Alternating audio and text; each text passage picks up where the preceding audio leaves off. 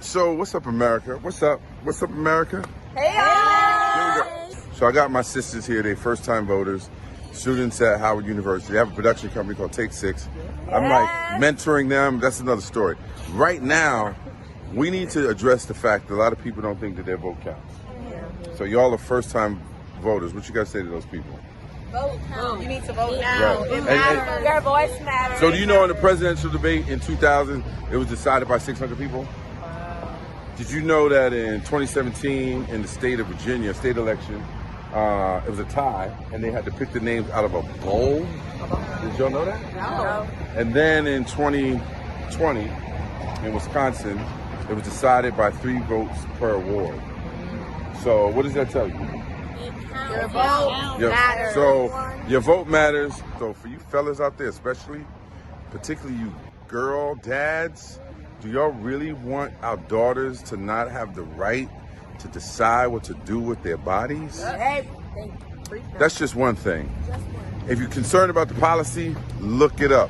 God and Google get you everywhere you need to be. Amen. God bless y'all. Bye. HU. You know. What's up, America? This is Malik Gilbert with a message to my fellow citizens. Now, I know a lot of folks think that their vote does not count. But here's a fun fact. Did you know that in the year 2000, the presidential race was determined by 600 votes? Did you know that in 2017, in the state of Virginia, during a state election, the vote ended in a tie, and they had to put names in a bowl and pick from a bowl to determine the winner. And in 2020 exactly, in the state of Wisconsin, the vote was determined by 3 votes each per ward within the counties that were tabulating the votes. So I know folks think their vote may not count, but the fact of the matter, it does. And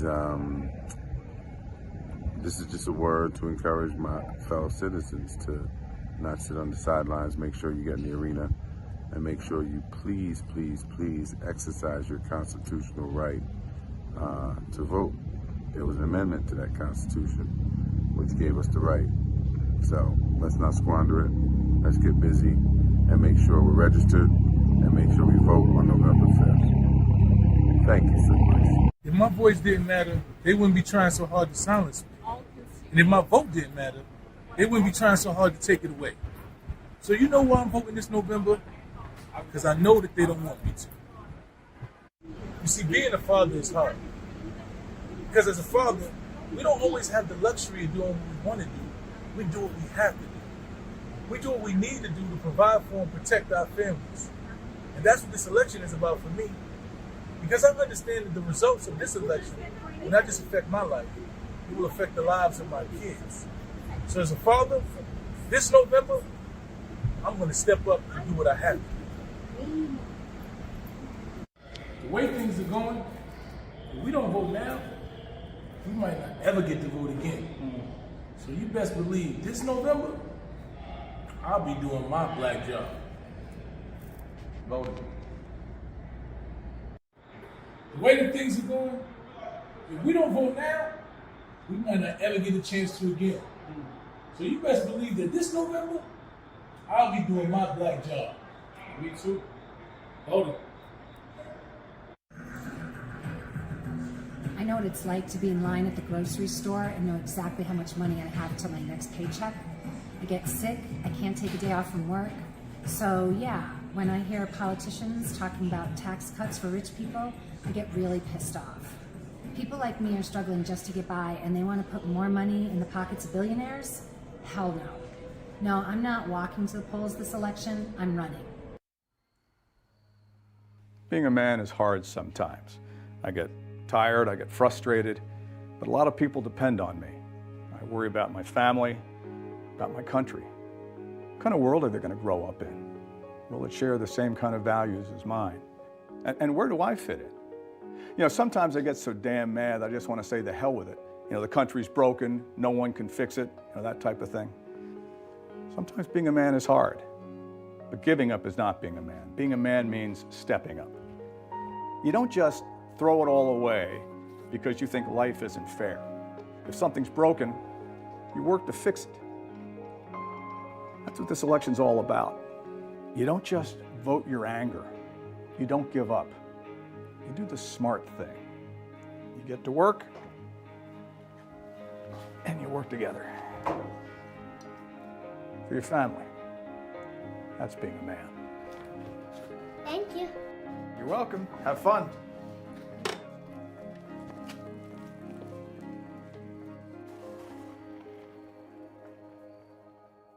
Being a man is hard sometimes. I worry about my family, about my country. What kind of world are they going to grow up in?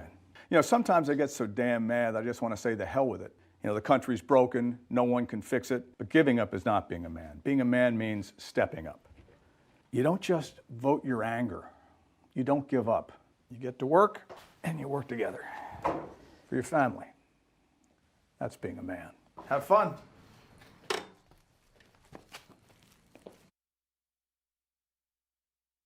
So what's up, America? What's up? What's up, America? Hey, Here we go. So I got my sisters here. They first-time voters, students at Howard University. They have a production company called Take Six. I'm like mentoring them. That's another story. Right now, we need to address the fact that a lot of people don't think that their vote counts. So y'all are first-time voters. What you guys say to those people? vote. You need to vote now. Right. It matters. Your voice matters. So do you know in the presidential debate in 2000, it was decided by 600 people? Did you know that in 2017 in the state of Virginia, state election, it was a tie and they had to pick the names out of a bowl? Did y'all know that? No. And then in 2020 in Wisconsin, it was decided by 3 votes per ward. So what does that tell you? Your vote matters. So your vote matters. So for you fellas out there, especially, particularly you girl dads, do y'all really want our daughters to not have the right to decide what to do with their bodies? That's just one thing. If you're concerned about the policy, look it up. God and Google will get you everywhere you need to be. Amen. God bless y'all. Bye. Ace you. You know. What's up, America? This is Malik Gilbert with a message to my fellow citizens. Now, I know a lot of folks think that their vote does not count. But here's a fun fact. Did you know that in the year 2000, the presidential race was determined by 600 votes? Did you know that in 2017, in the state of Virginia, during a state election, the vote ended in a tie, and they had to put names in a bowl and pick from a bowl to determine the winner. And in 2020 exactly, in the state of Wisconsin, the vote was determined by 3 votes each per ward within the counties that were tabulating the votes. So I know folks think their vote may not count, but the fact of the matter, it does. And this is just a word to encourage my fellow citizens to not sit on the sidelines. Make sure you get in the arena, and make sure you please, please, please exercise your constitutional right to vote. There was an amendment to that Constitution which gave us the right. So let's not squander it. Let's get busy and make sure we're registered and make sure we vote on November 5th. Thank you so much. If my voice didn't matter, they wouldn't be trying so hard to silence me. And if my vote didn't matter, they wouldn't be trying so hard to take it away. So you know why I'm voting this November? Because I know that they don't want me to. You see, being a father is hard. Because as a father, we don't always have the luxury of doing what we want to do. We do what we have to do. We do what we need to do to provide for and protect our families. And that's what this election is about for me. Because I understand that the results of this election will not just affect my life, it will affect the lives of my kids. So as a father, this November, I'm going to step up and do what I have to do. Why is it important for me to vote?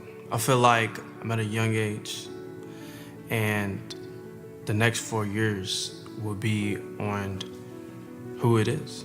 And I feel like I'm gonna be living during that time. Voting is important to me because it makes me feel connected to my future. It makes me have an understanding of how legislation really creates the world that we live in. It's really important to me because at one point in my life, I lost the right to vote. I was just in a bad place in my life. It was prior to coming to Bates Memorial, and I thank God that I'm here. I got into some trouble, and I lost my right to vote. If you don't vote, don't complain. If you don't vote, I don't want to hear anything about it because you didn't step your foot up in what you're doing. So I don't want to hear you continue to complain if you haven't voted. And I feel like that's important for me, my community, my generation, and the church. Well, I think there are 3 reasons why you should vote. First reason you should vote is because it's your right to vote.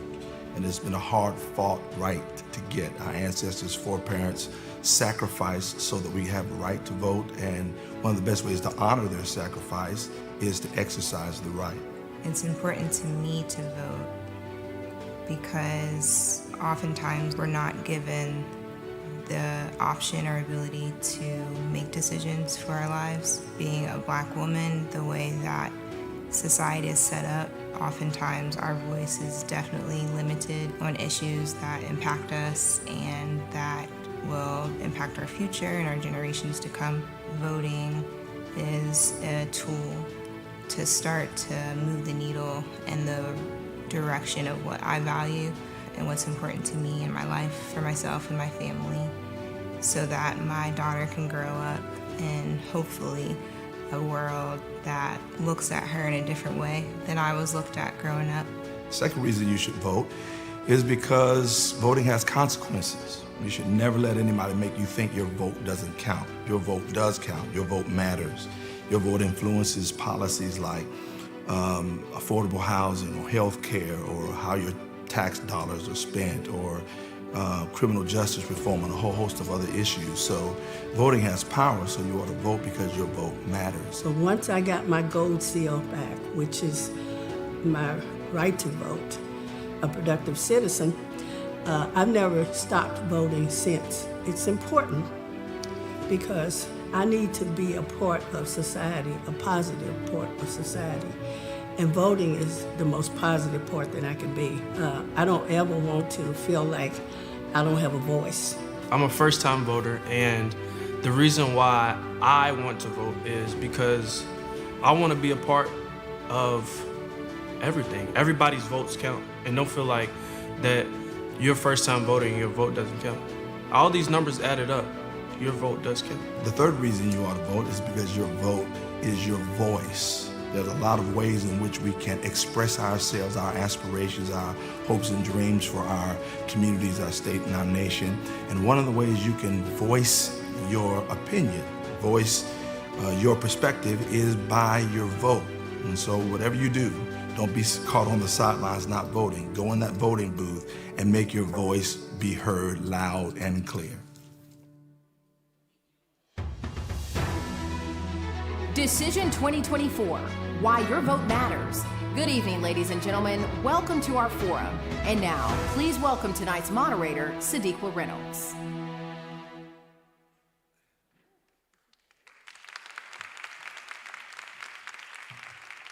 Well, good evening, everyone. I am so happy to be here tonight and so thankful that all of you all are here.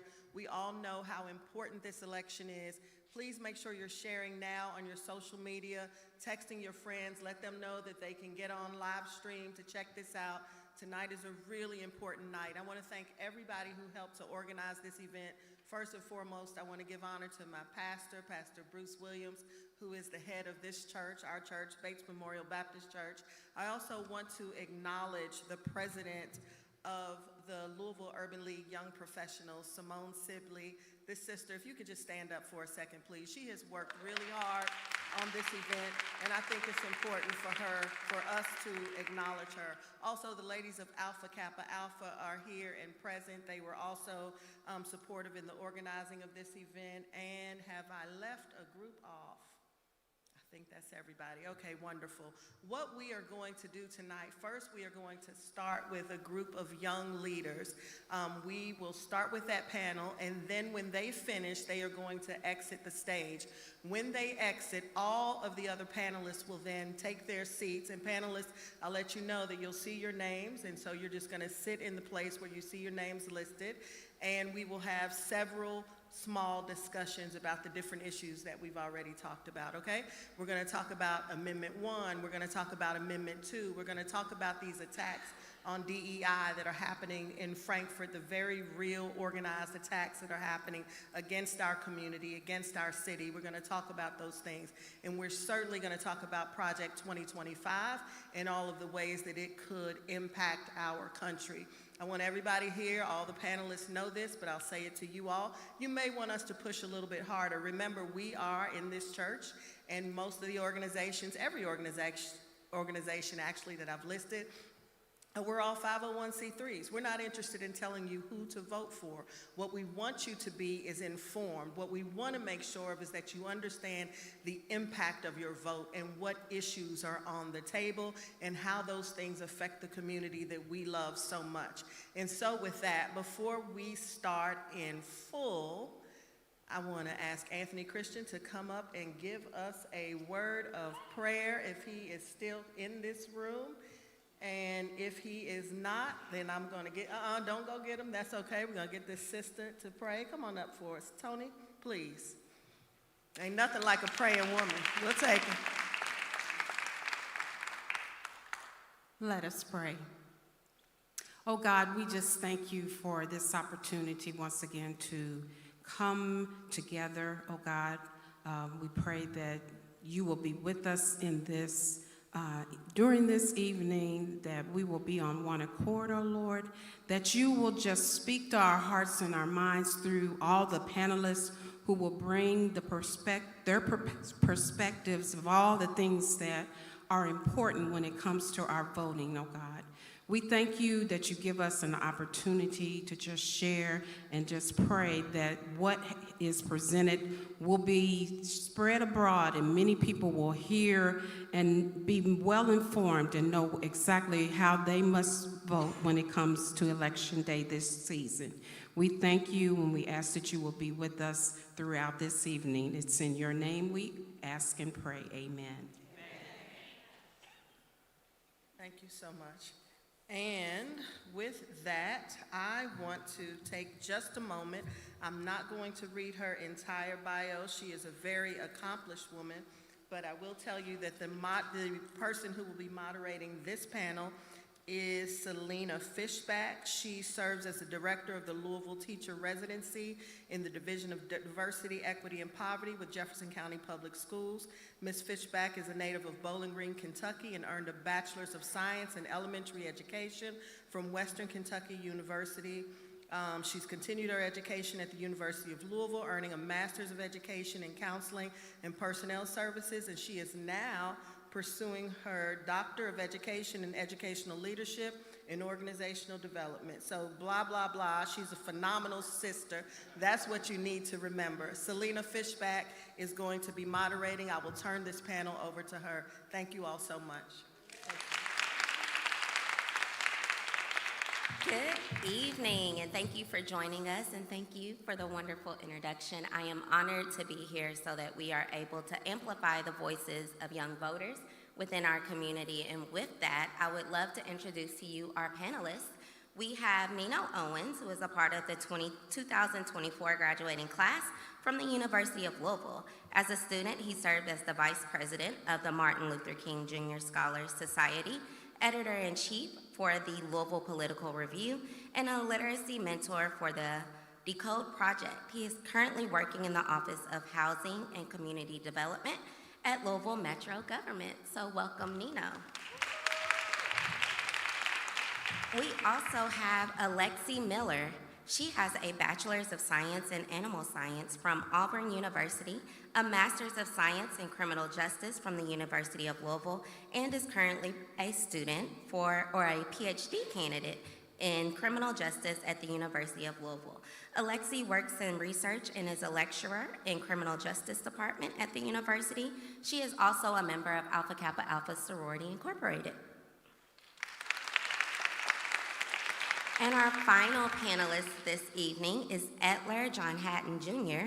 He is a senior studying political science and a dedicated member of the Martin Luther King Scholarship Program, as well as the president of Alpha Pi Chapter of Alpha Phi Alpha Fraternity Incorporated, where he champions leadership and community service while promoting social justice. His internship with the councilwoman, Shamika Parrish Wright, provides him with hands-on experience in public policy and grassroots advocacy. So welcome, Etler. And so, of course, this evening, we definitely want to hear from you all on the importance of voting and how it impacts young voters within our community. So let's start out with the question of what issues are important to you and other young voters? And you all can go in whichever order you prefer.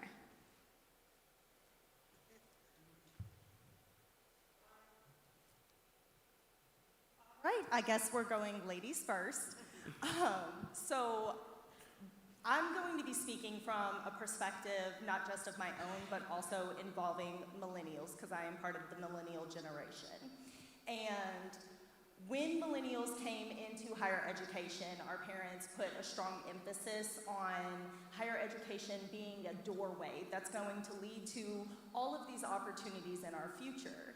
However, when most of us came out of college, we ended up with intense student loan debt and in a job crisis where there weren't positions available for people with degrees because degrees became so common. So I think that for this voting cycle and this election cycle, we're going to see a lot of emphasis from the younger generations on student loan reform. How are we going to protect the interest rate so that it isn't a form of predatory lending? How are we going to make sure that people retain access to higher education? And then how are we going to make sure that those degrees retain their value? Absolutely. Thank you. I'll take it next. I think I'm also going to try to answer this question as generally as possible because as a young person who's very interested in politics, I think I have a unique view on what I find important about politics. But in young people in general, I think they are disillusioned by a political system that they see as corrupt, that they see as unresponsive to their needs and to their everyday reality. But some of the issues that I know that they find important are abortion. That's been mobilizing young voters in the last midterm, and this election will mobilize voters again. Climate change they find very important, and also student loan debt reform, which Alexis just mentioned. Thank you.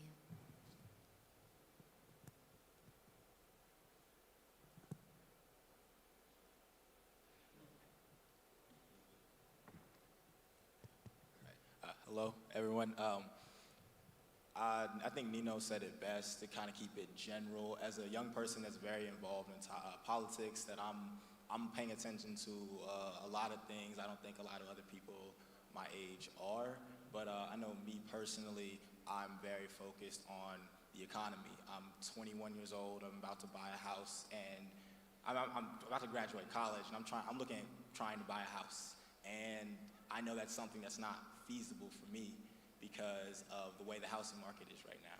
I'm also looking at education, like what is the future of DEI in schools? What kind of quality of education are we looking at for tomorrow?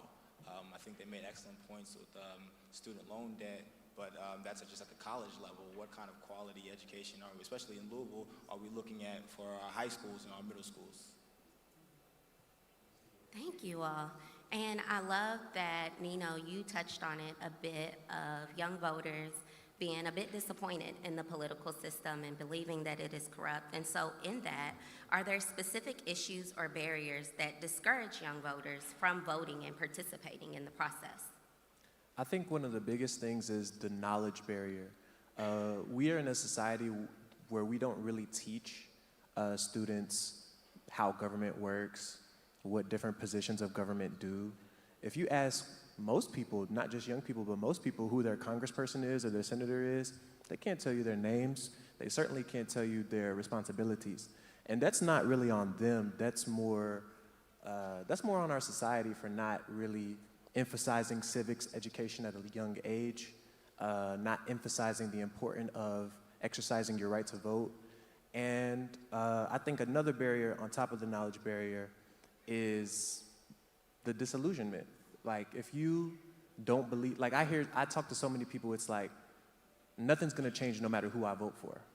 So if you don't believe that the act of voting is gonna result in anything happening, then you're gonna be less likely to vote.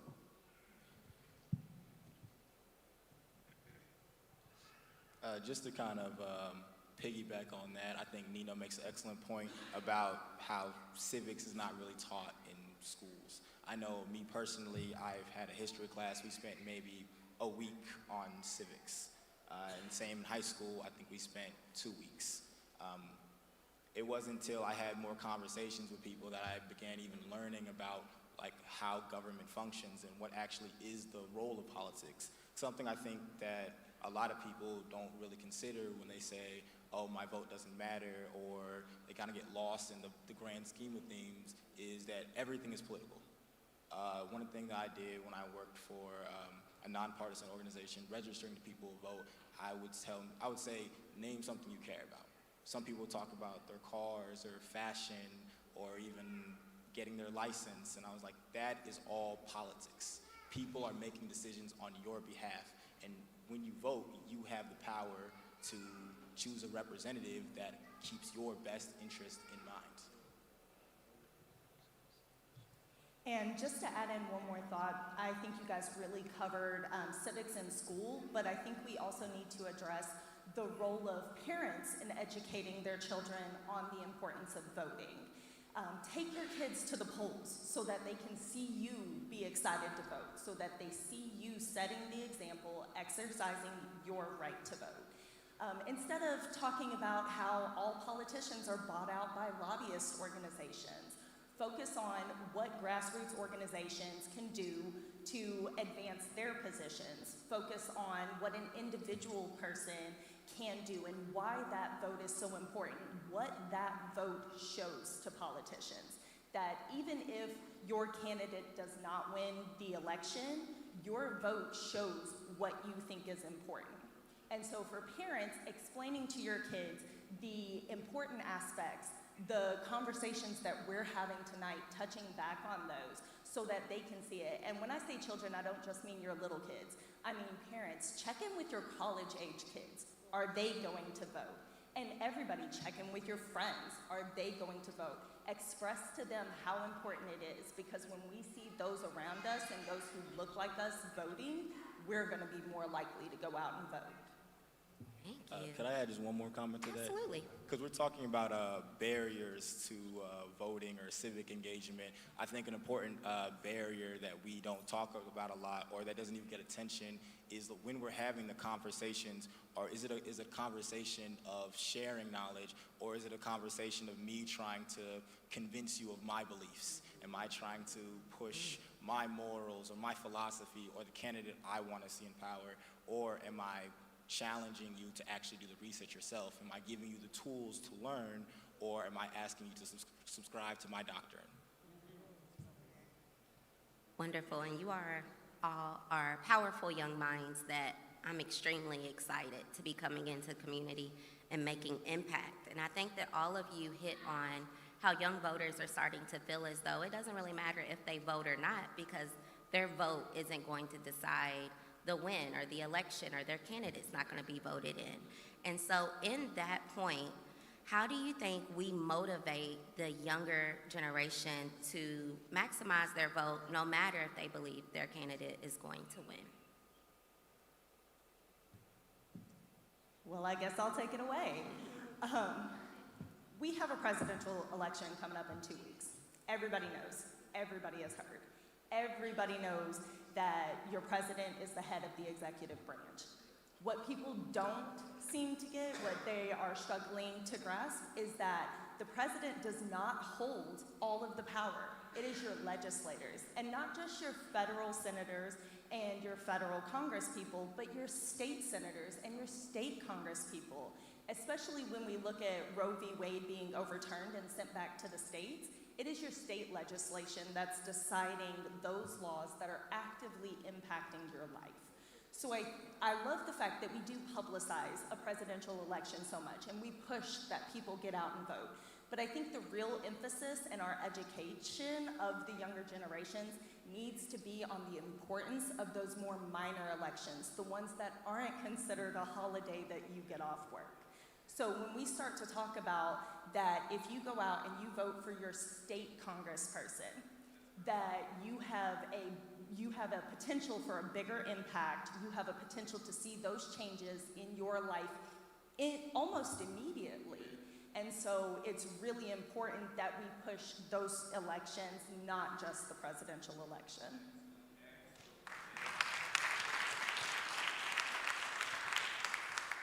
And just to follow up on that, everything is political.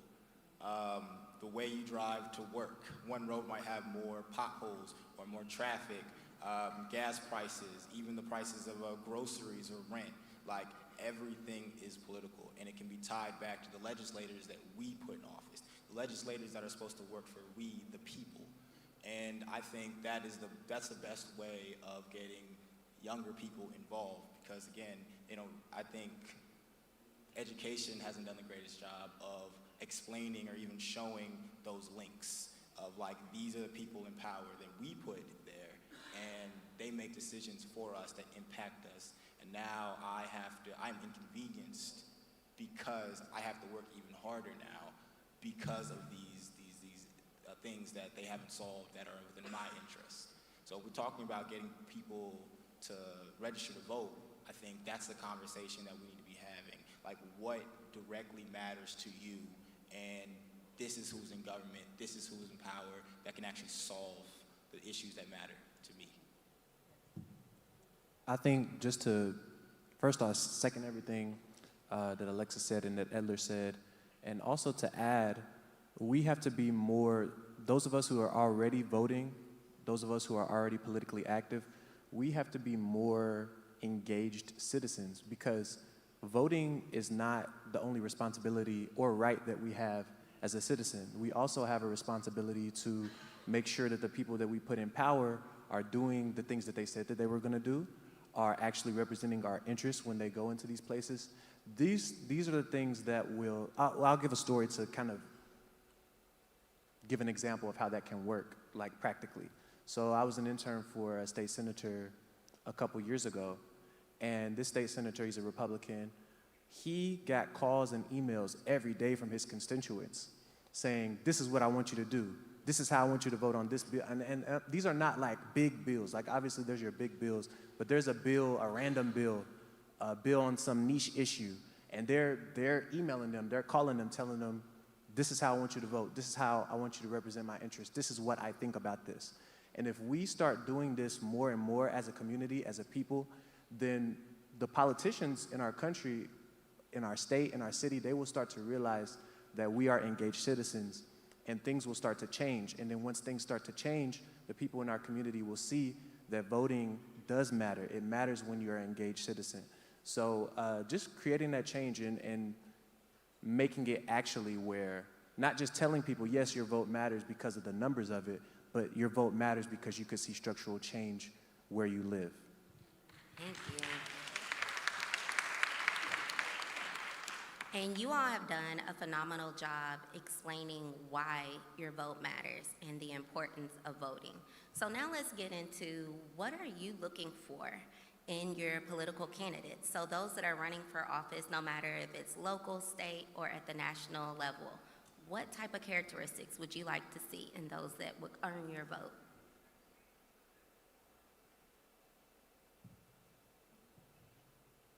Just to speak on, I'm going to first start on the local level. I would like to see somebody engage in the community. I remember a few years back when Charles Booker was on his first campaign, I saw him at Louisville Pride. He marched in the parade. I saw him at the grocery store that I go to. I would like to see someone who is in the community that they're trying to represent, someone that has strong ties to the community. I also am looking for a bit of authenticity, like honesty. Like when I speak to them, are they speaking to me as a person? Are they taking the time to hear my concerns, or are they pandering? Are they campaigning? I don't think anybody really likes to be talked at. I think people want to genuinely be heard, to be seen. And when politicians actually take the time to show that they care, I think that's the best thing they can do. Even, I know I go to the University of Louisville, a lot of the political organizations invite politicians all the time to come to campus to talk to students. It always really speaks to me in my heart when I see someone taking the time to actually talk to young people or talk to older members of the community.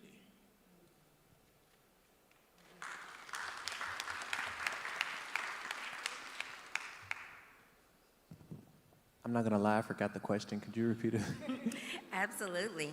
What do you look for in candidates running for office at the local, state, or national level?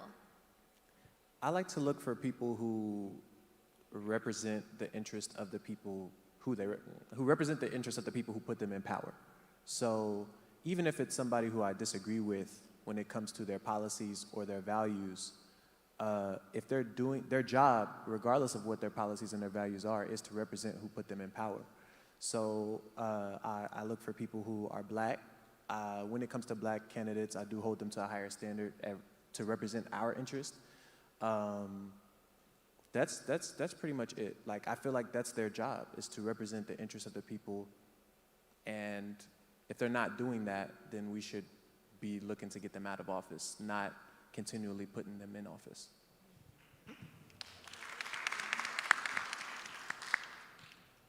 I really love what Edler said about local government, finding somebody who is actively participating in the local community. Not just before they're elected, but also after they're elected. Just because we put you in office doesn't mean you can disappear behind a desk. We still want to see you out. We still want to see you talking to the people who got you here. I also love what Nino said about a candidate making sure that they are voting on what the people who put them into power care about and in that direction.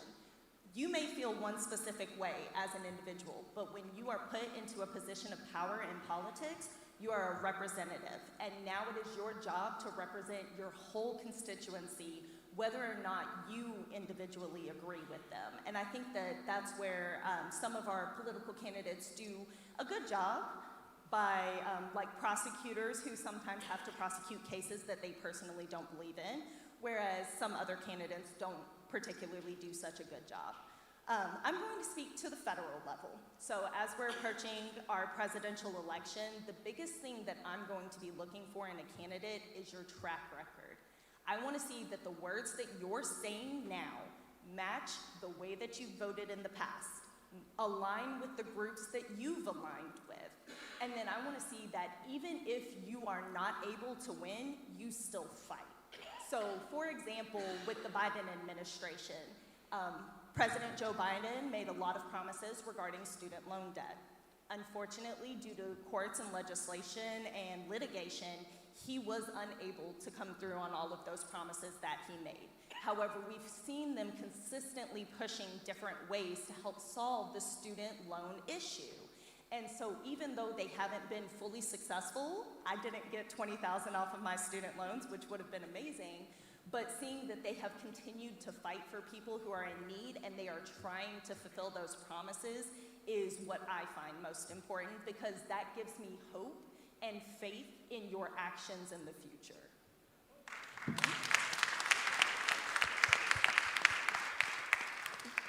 I have one thing to add to what I said. I basically said that representation is their only job, but that was incorrect. I think their job is twofold. It's representation and statesmanship. So representation includes representing the interests of the people who put you in power.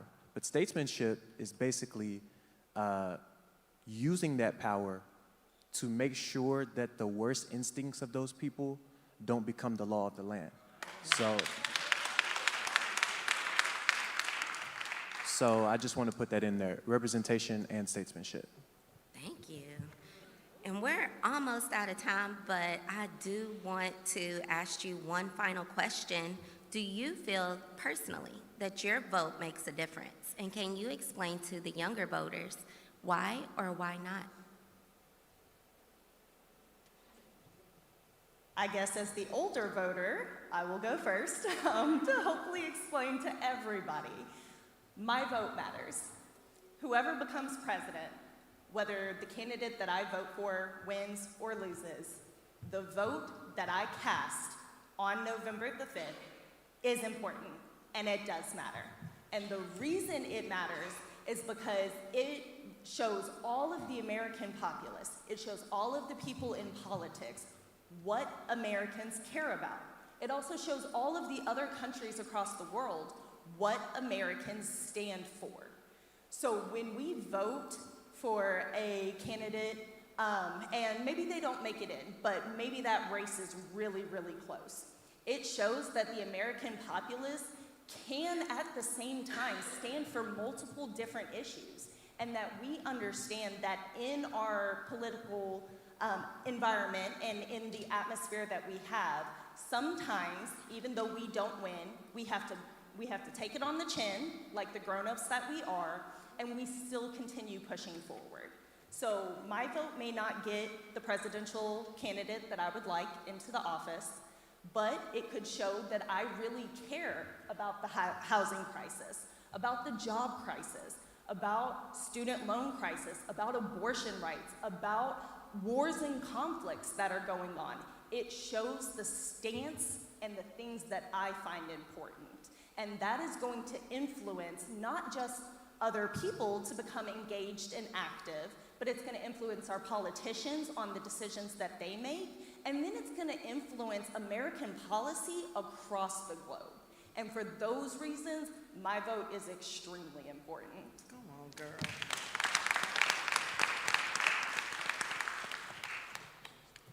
I think Alexis said it perfectly. Voting is definitely a way to have some of the issues and your concerns to have a platform to stand on. But I don't think of it just as voting. I think voting is demanding to be heard, and I will be heard, and I believe that. My family immigrated here from Haiti. It's a small island in the Caribbean, about 22 years ago. They've been in this country for 22 years, and they still cannot vote. My eldest sister came here when she was 6 months old. She is now 20, she's now 23. She's gonna hate me for not remembering that. She still cannot vote. A family of 5, 2 of us can vote. My entire life, I had to hear my parents watch the local news, watch national news, talk about all these decisions being made for them. They couldn't vote. They felt unsafe to even comment on issues because of fear of retaliation. I don't think it'd do them justice. I don't think I'd be doing my due diligence if I did not vote, if I did not demand my voice to be heard. In this country, Black and brown people have fought to have the right to vote. They have died to have the right to vote. I'm not just voting for me. I'm not just voting for my family. I am voting for the betterment of my community, and I am voting for the betterment of my children and my children's children. That's what we need to think about when we're voting. It's not just slipping a piece of paper in a box. This is deciding the fate of our future.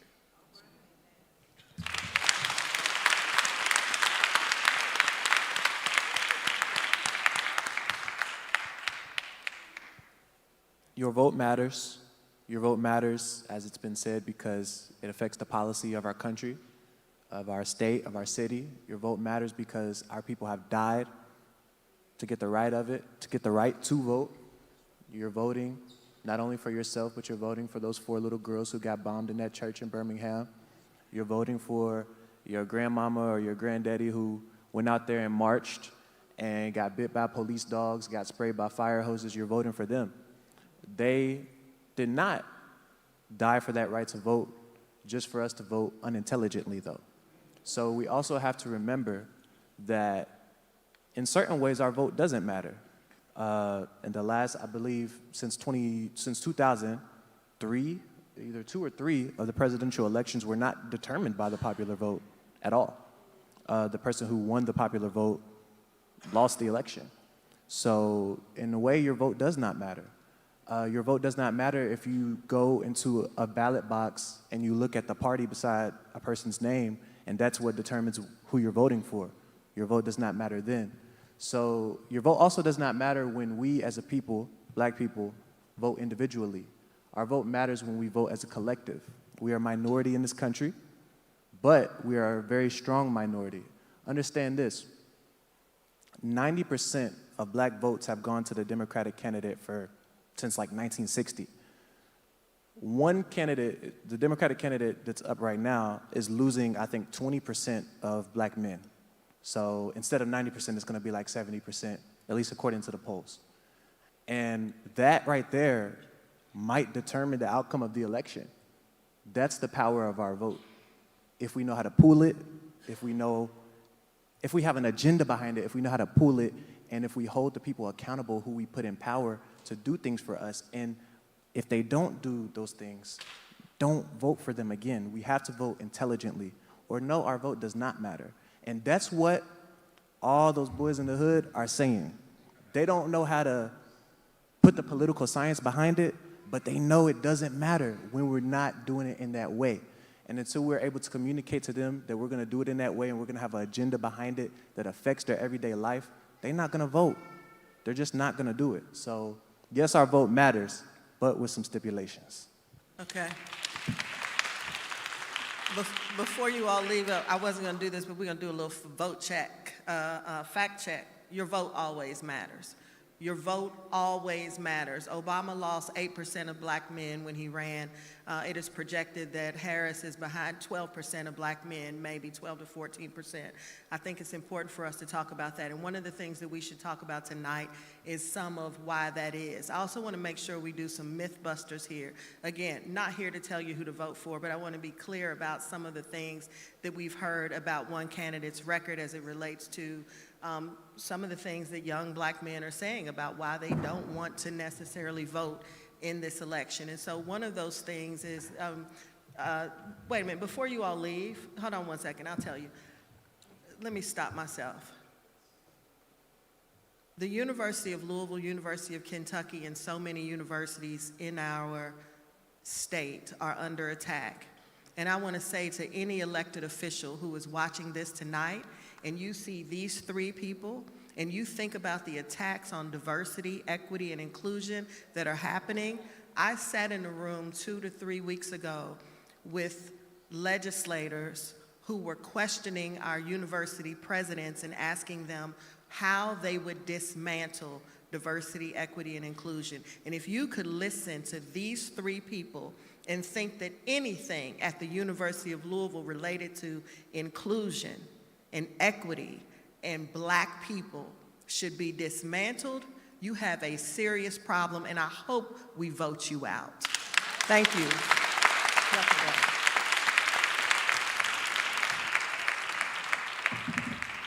And I'm gonna go ahead and ask the next panel to come on up and sit in the seats where you are assigned. But while we're doing that, as they transition, I do want to say, one of the things that we have often heard about the Vice President Harris, is that she was a prosecutor, and therefore, there are a lot of, she put people in prison.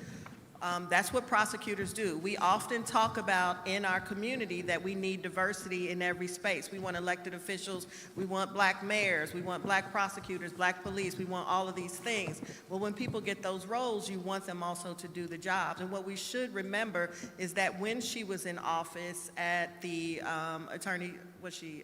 district attorney's office, she created a program around reducing recidivism and reducing increasing people's ability to re-enter into their communities.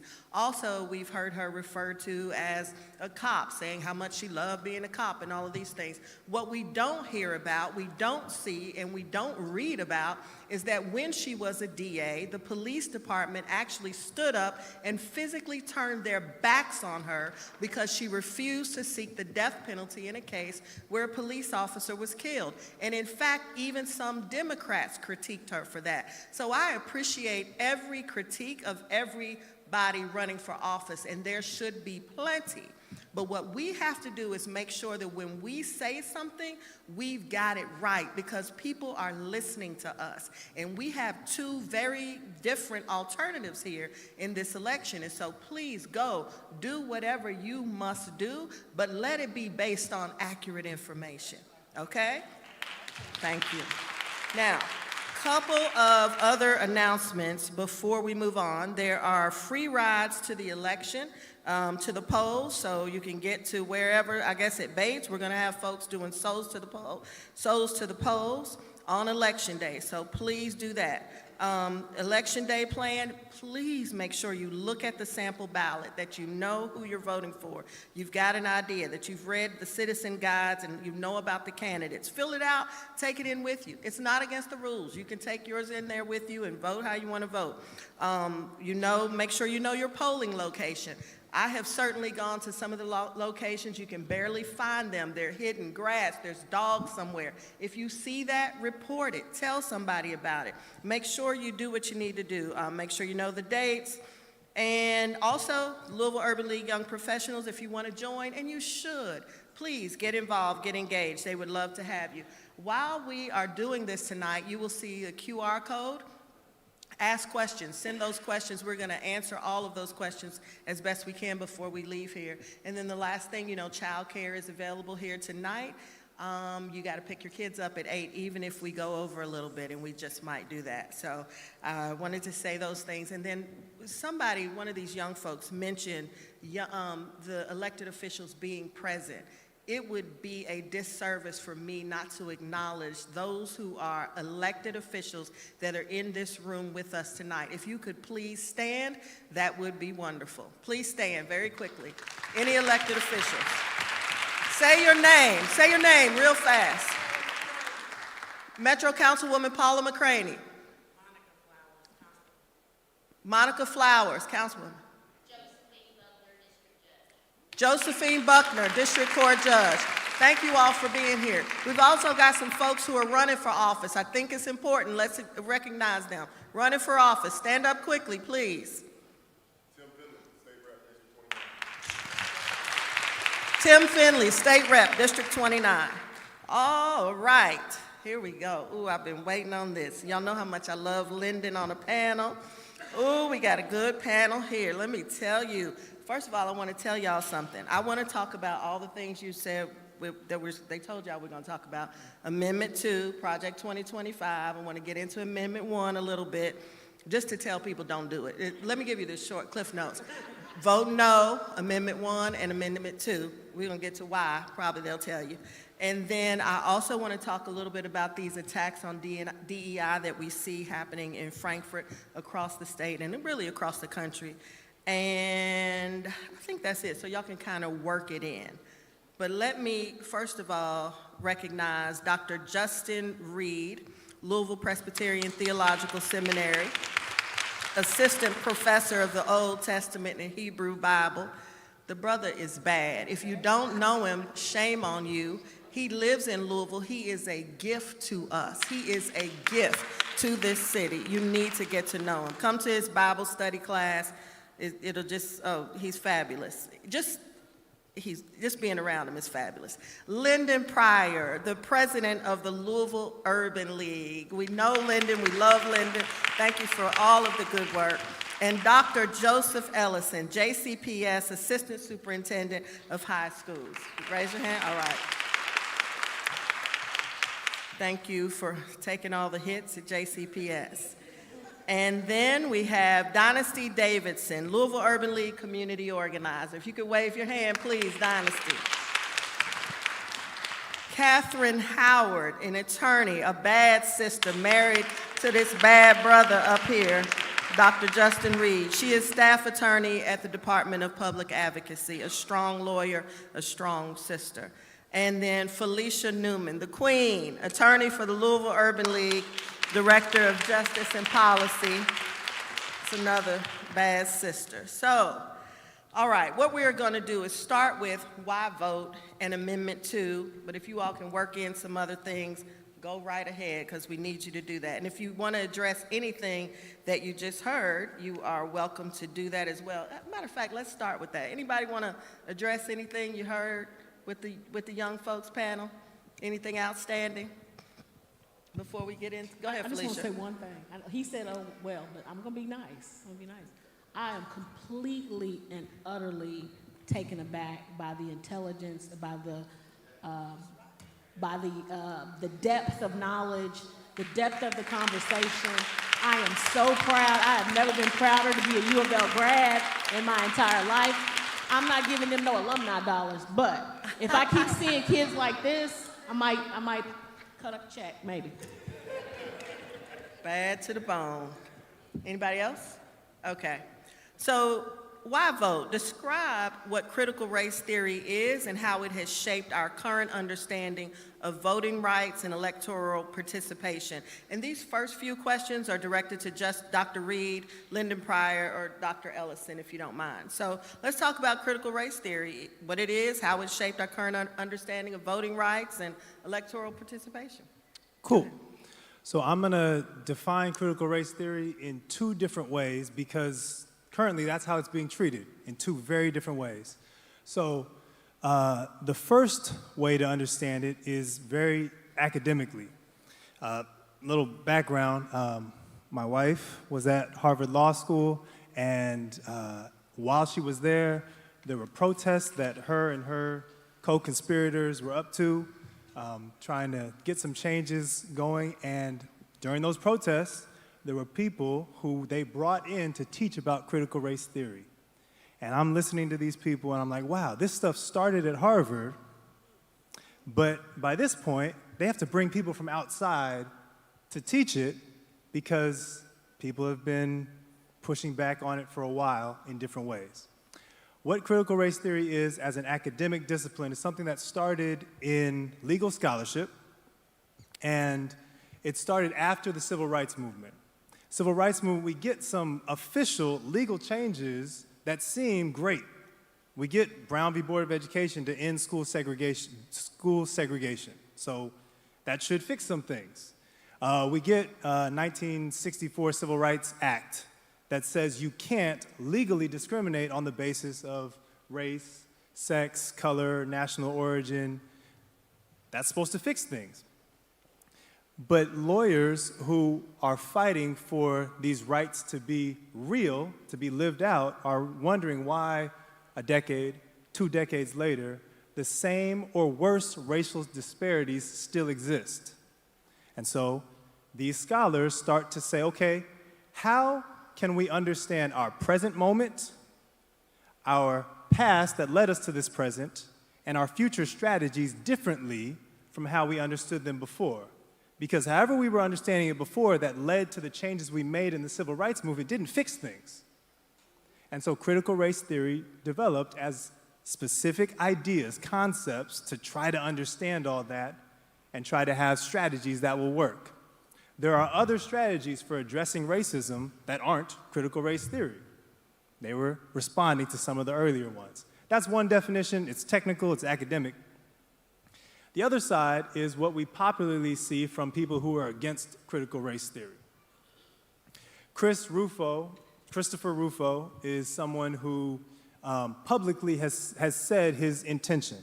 So see if I can find it real quick. I have a quote from him where he, in an interview, explained what he's doing. I basically took that body of criticism, I paired it with breaking news stories that were shocking and explicit and horrifying and made it political, turned it into a salient political issue with a clear villain. In other words, he took all these fears that people have, he took all these things that are popular in the news and he put them in a one big bag with the label critical race theory. He doesn't care how accurate that is. What he cares about is galvanizing people. And certain people and groups found this to be a good political strategy for getting voting happening. And so critical race theory in this definition is this dangerous communist ideology infecting our schools that is identical to diversity, equity, and inclusion. It is anything that has to do with affirmative action. All that is critical race theory according to this definition. And as much as someone who does this academic stuff might say, oh, that's inaccurate, you're missing all these things, that doesn't matter in terms of politics, in terms of how it's being used. So those are two different definitions.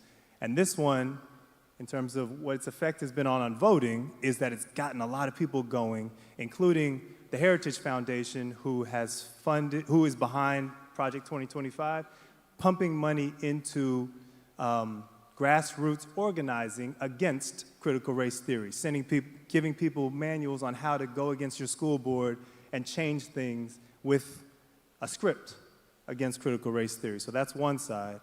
The academics also have something to say about how critical race theory makes a difference in terms of this voting by analyzing that history and that present moment and talking about strategies to help. Thank you. President Pryor, you want to add something? If not, we can move on. Go ahead. No? Okay. No, we can. The only thing I would say is just make sure you all understand critical race theory is not being taught to your kindergarten, first grade student, anybody. It doesn't happen. And so, again, this idea of weaponizing fear in order to promote an agenda is what is happening here. But what is important is that you all understand what it is and what it is not, so that when you hear these attacks, you recognize them for what they are. Thank you. All right. What specific historical injustices continue to impact voter access and representation today, particularly in marginalized communities? So I'm going to speak about this one again, starting with critical race theory. Critical race theorists saying, okay, let's look back at, so remember, critical race theorists are saying what we thought was the issue and what led us to make certain solutions with the civil rights movement, maybe we should rethink these things critically.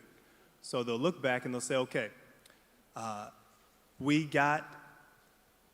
black people got the right, black men got the right to vote after slavery. And then, shortly after that, after a period where the government protected people's right, the government said, we don't really care that much, and laws started to be implemented that would disenfranchise people, take away their right to vote by convicting them, by taking them into prison for minor things that were new laws and new penalties, and also by adding rules like, okay, formerly enslaved people are allowed to vote as long as your grandfather wasn't a slave. You're like, well, who does that count for, right? You can vote as long as you can read these documents that we'll give you at the poll.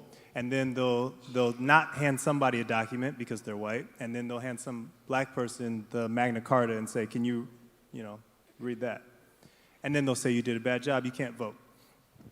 So those were very blatantly racist policies, and then time changes, and you get new policies that continue to happen. When those ones are struck down, when those ones are deemed obviously racist, eventually you get new policies, and you get the erosion of old moves that were made to protect people's rights. So you get a Supreme Court that says, oh, it looks like we don't have to protect counties from this certain law that was making sure that people got their right to vote. We don't have to do that anymore because it looks like people are voting.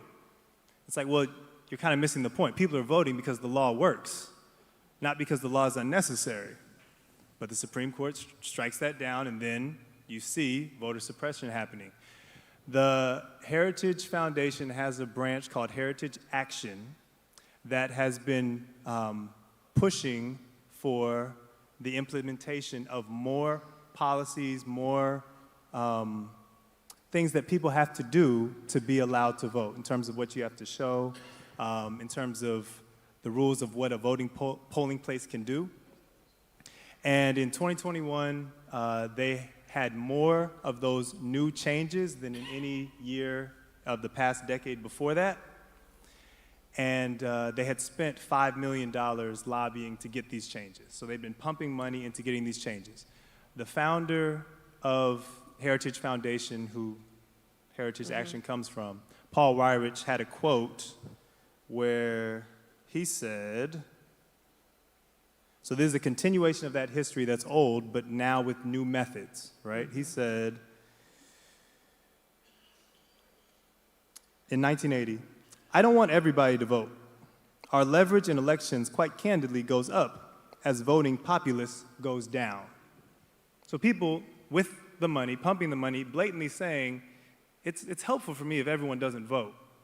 And then we are supposed to accept, well, he said that, but that doesn't really mean that these policies are bad. What's the mask that they put on it? The mask they put on it is that there's election fraud that needs to be combated. We need stricter policies because people are cheating all over the place. That's what they say. The Heritage Foundation has a database where they're looking at millions, actually it's billions of votes over the past 40 years, and have found 1,400 out of billions of documented cases of voter fraud. So they're really pumping up by showing specific examples that this is a big problem when historically it hasn't been. Absolutely. Thank you so much. Others want to add to that? President Pryor or Dr. Ellison, want to add anything to that around historical injustices or really impact of voter access and representation? So, I mean, simple things like what we do now for our returning citizens. So folks who have been convicted of crimes are still disenfranchised. They have to, in many states, petition to restore their right to vote. That is oftentimes a long, hard process. Sometimes it is a costly process if they're able to do it at all. And so that is a way to keep people off of the voter rolls.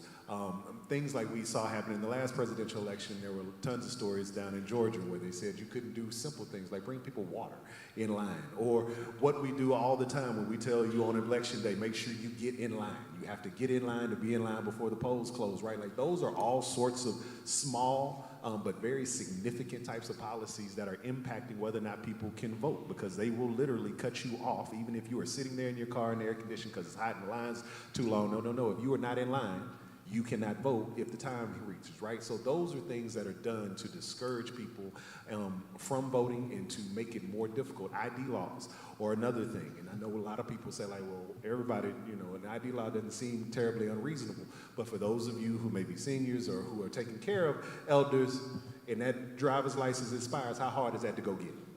Right? Like it is difficult. It is not an easy thing. And so we are disenfranchising people along all sorts of lines when, again, to the good doctor's point, we have had minimal at best, and minimal is being generous when we talk about actual election fraud that's ever happened in this country. I would just also chime in and echo what our youth panel said, in that your vote is your voice. And so if you are not voting or the system remains in place to make it more difficult for you to vote, you cannot get people in place who believe what you believe, speak what you speak, and want done what you want done. And so when we think, especially at a state level right now, as we mimic legislation from other places like Florida, especially with education, it's not what we believe is right for our students or our school systems, but because we struggle or we see voting as a burden rather than our voice, we don't go, we don't exercise the right, we don't get the right people in place, and then things happen that we end up complaining about and can't flip it because it's now codified. And so we have to remember that everyone who fought through the barriers and the struggles to vote historically, and those that presently exist, the foolishness that presently exists, there is still our voice in our vote. And we have to be committed to getting our voice heard by voting actively in every election, state, local, federal. Yep. Absolutely. And another thing I'd like to raise is that in places like Oregon, you can mail your vote. I have friends who have not been into a voting booth in years. They get the ballot in the mail, they check it off, and then they mail it in. There are things that you can do to help people be able to vote, because we know that the more people that vote, the better our democracy, the stronger the democracy. So we are not interested in suppressing votes, but really instead making sure that everybody has a voice in our country. What are the key concerns regarding Amendment 2, and how might it impact the future of education in Kentucky? All right, this is where I chime in. Hi, y'all. I can't follow Dr. Reed, all this quotes. I don't have no quotes, Justin. So Amendment 2, here's the thing. Amendment 2 is currently being espoused as a school choice law, or a school choice amendment, rather, and that's a lie. I'm going to just tell you right now, it's bogus. It is a voucher law at its face value, but it doesn't immediately send money anywhere. What it does is amend the state constitution to give the legislature the ability to pass additional legislation in a very wide open way. So they're able then to fund the charter law that they passed in 2017. If you notice, it passed, but how many charters do you see? You don't, because somebody's got to fund them. So this amendment opens the floodgates to pass additional laws that will then dole out funds. So that's the first thing you need to know. It's not about school choice. It doesn't mean, on November 6th, people can wake up and decide, I got this blank check to go to this private or parochial school. It doesn't work that way.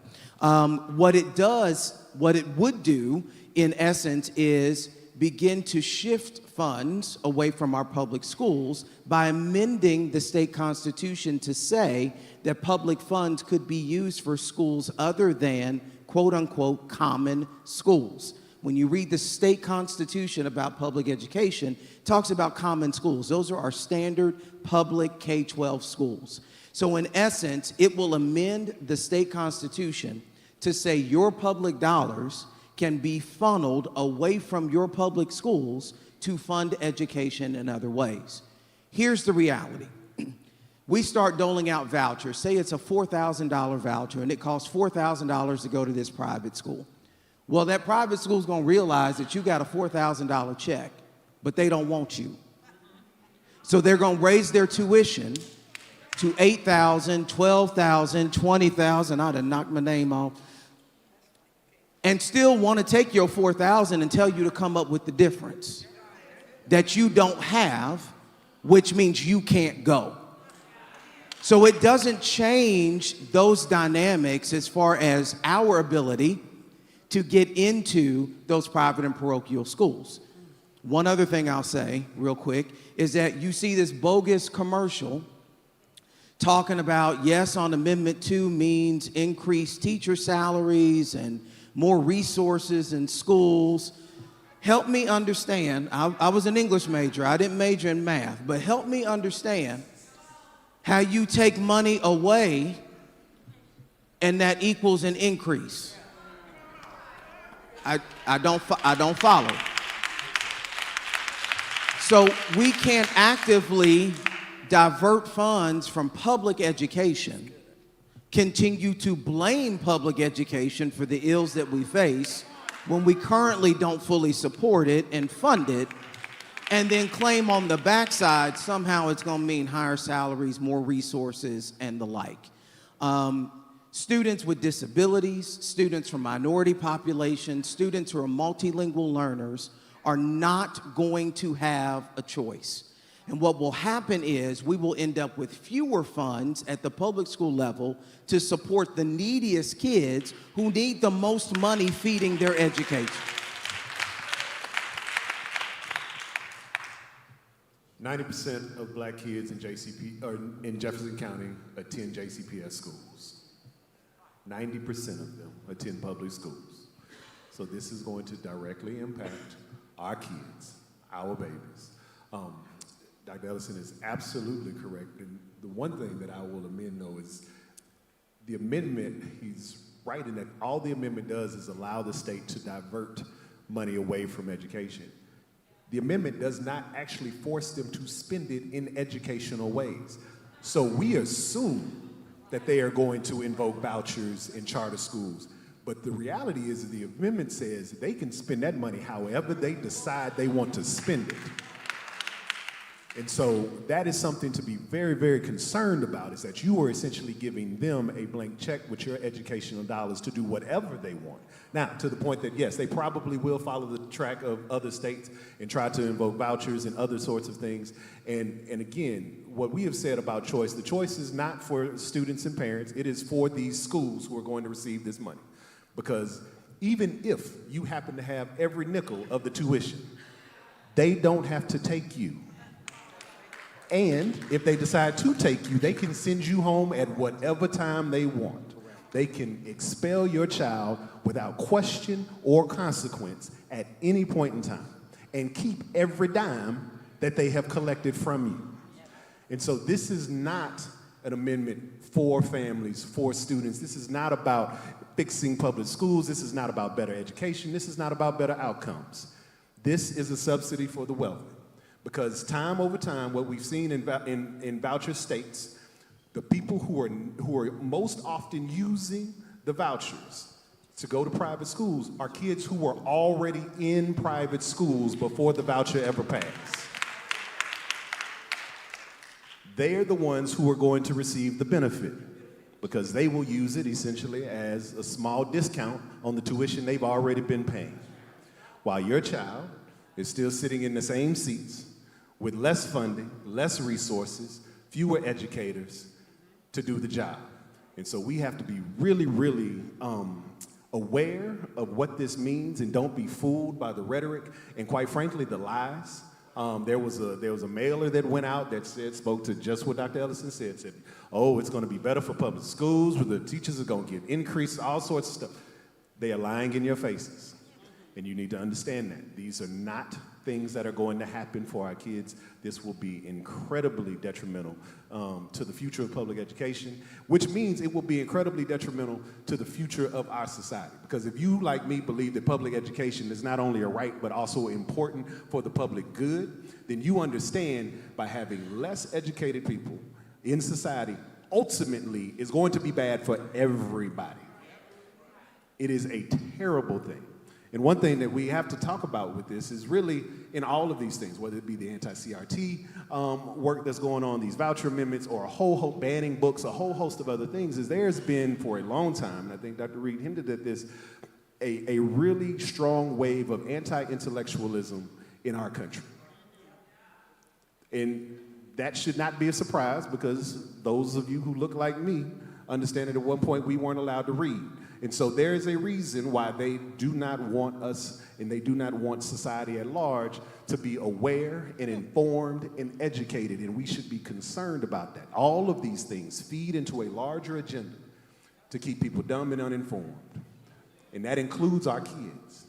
And so we have to fight vigorously to ensure that they are going to get everything that they deserve, everything that is owed to them, because not only do they deserve it, we as a country and as a greater society deserve it as well. You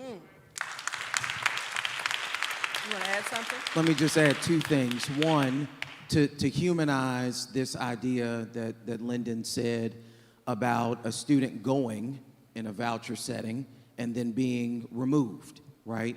So public schools are governed on expectations from the state.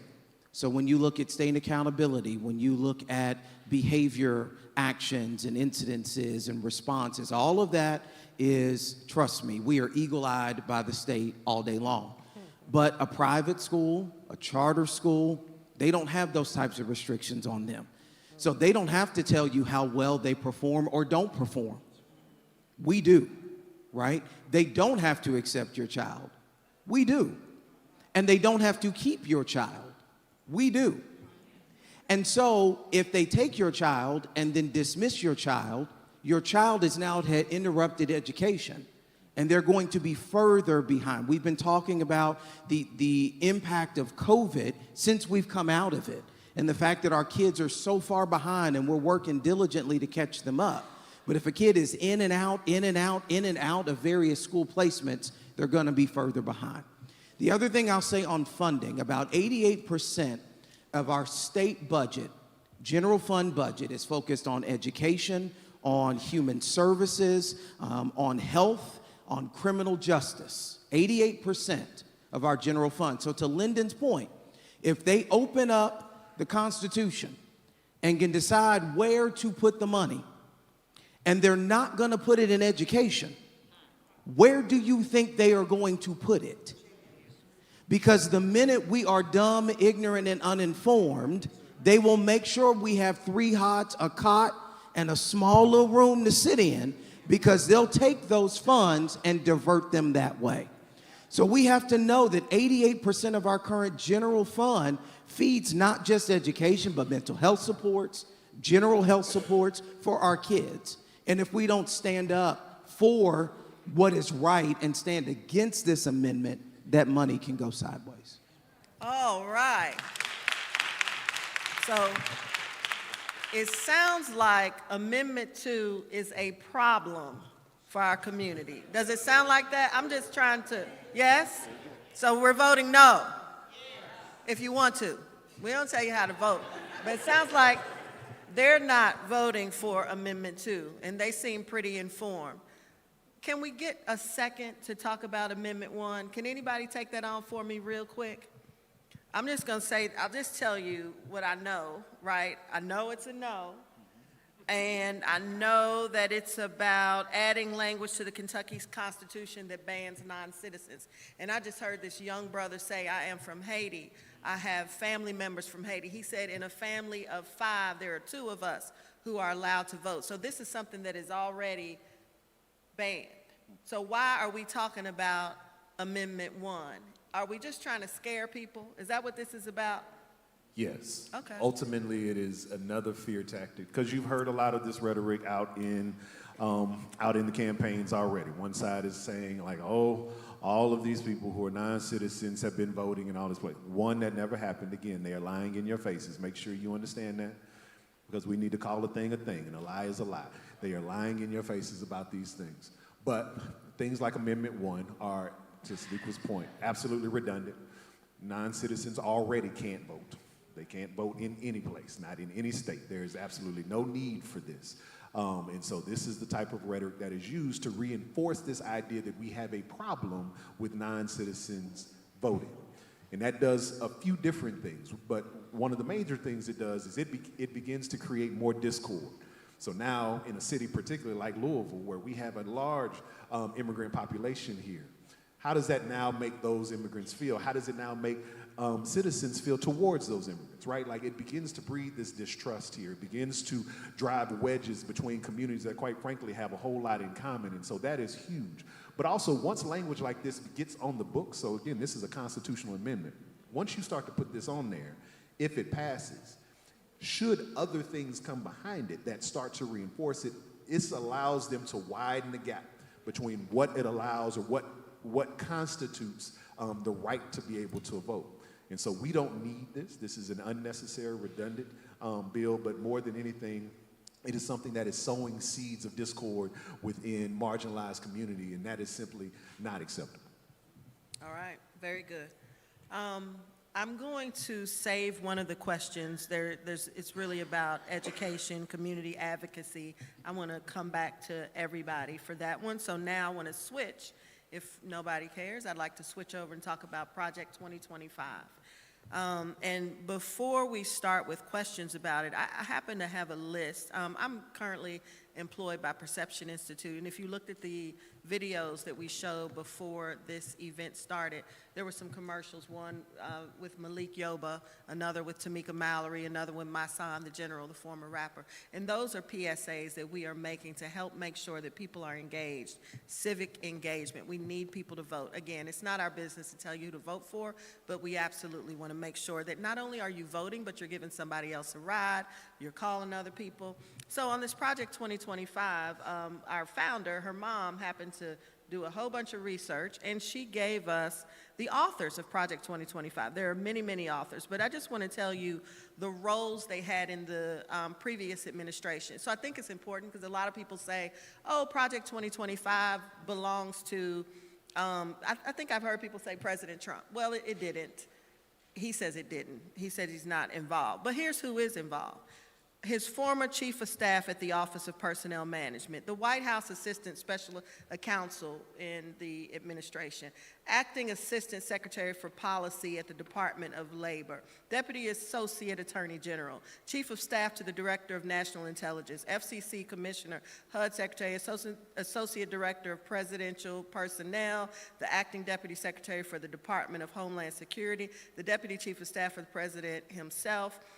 Again, all of these folks, there are probably about 20 more people, all were affiliated with the former administration, the administration that was in place when we had that horrible attempt at a safe and secure exchange of power and everything kind of went wrong on January 6th.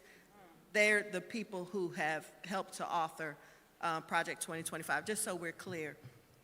So the question is, how does Project 2025 plan to shift or reverse policies impacting pressing issues? Think about criminal justice, women's rights, LGBTQIA voices, climate, justice, DEI, public service support. Just talk to us about what does Project 2025 talk about doing or shifting in any of those areas? And we can start. Go ahead, Felicia. Well, I want to piggyback off something you said because I want people to understand. Put your mic a little closer for me. The Heritage Foundation wrote this policy called Project 2025. But what people don't know is they write this same thing every 4 years. And not this particular policy plan, but a policy prescription plan for what they would like the president to do, okay?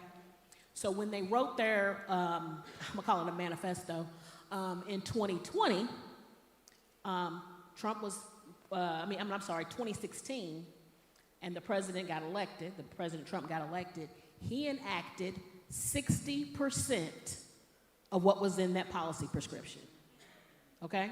60% of the recommendations in that policy prescription they wrote in 2016, he implemented during his time in office. So whether he says he's a part of it or not, past is prologue, so we know that he, in the past, has taken their recommendations and implemented. There's nothing to say that he won't do that again, okay? So I know a lot of people have heard about Project 2025, and I'll give an overview, a very brief overview. It's a policy document that is meant to radically change the United States of America. It is not ways to make America better. It's a way to make America different, okay? Different, not better or worse in policy where we can argue about tax policy or what was better, this kind of tax credit or that type of tax credit. It is a policy prescription that says we want to have a national abortion ban. We want to ban overtime pay. We want to make it impossible to form a union. We want to monitor women's menstrual cycles. We want to make sure that it's harder to vote. It's a radical shift in what America is supposed to be. It's about taking our democracy away at the ballot box and making us an authoritarian government where there is one person and his minions to make decisions for the rest of us. Whether we agree with the decisions is not important. Whether it's better for all is not important. It's not about the common good. It's about what a few people, usually the powerful and the connected, want for their policy prescriptions.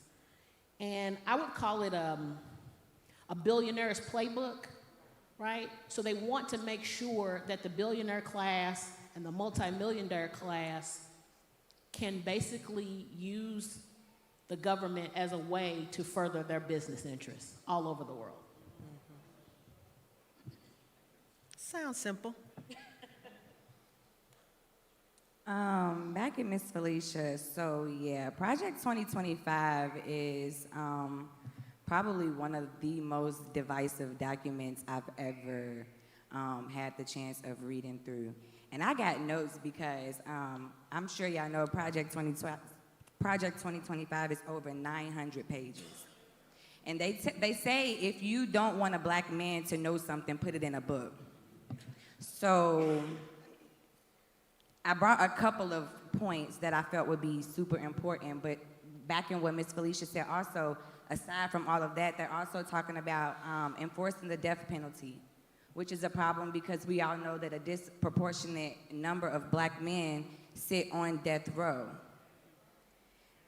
Project 2025 literally states, enforce the death penalty where appropriate and applicable. The next conservative administration should therefore do everything possible to obtain finality for the 44 prisoners on death row. It should also pursue the death penalty for applicable crimes, particularly heinous crimes, involved with violence and sexual abuse of children until Congress says otherwise. When I did research on Project 2025, everything that I wrote, it felt unreal. But this is our real life. This is really what's at stake. It is outrageous, egregious, it is unfair, but please do your research.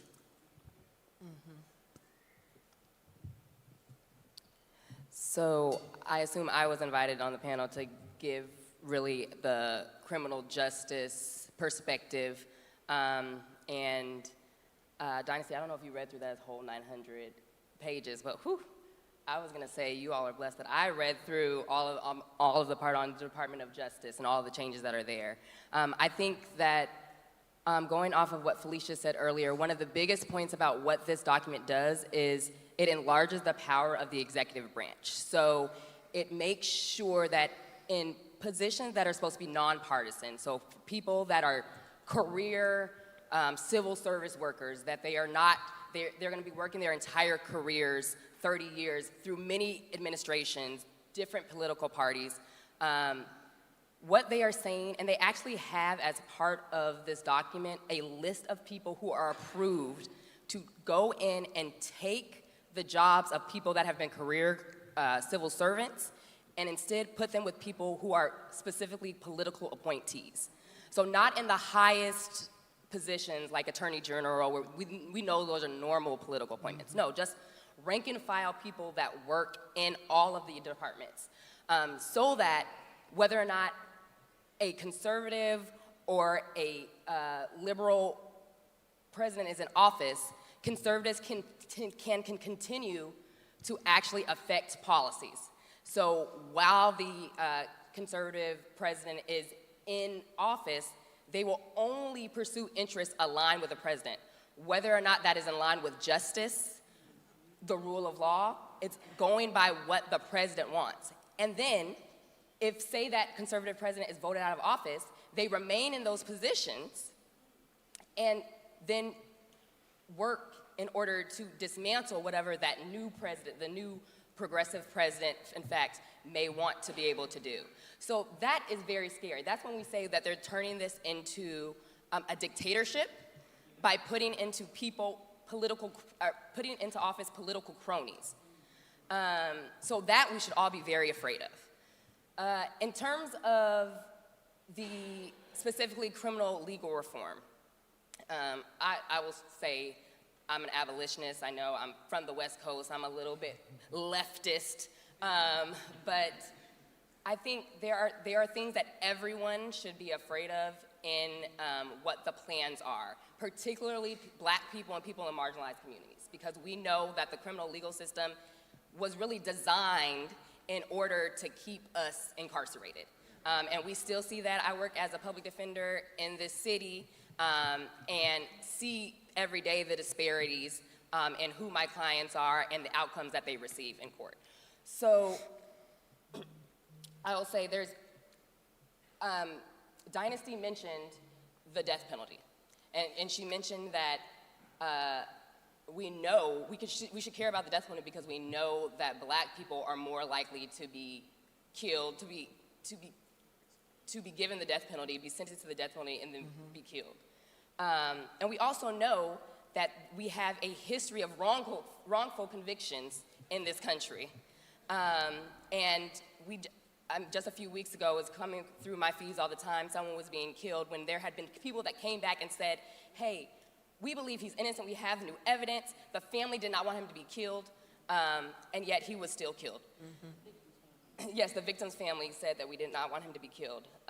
So what they're saying is bring finality to the 44 people. They mean kill 44 people in 4 years.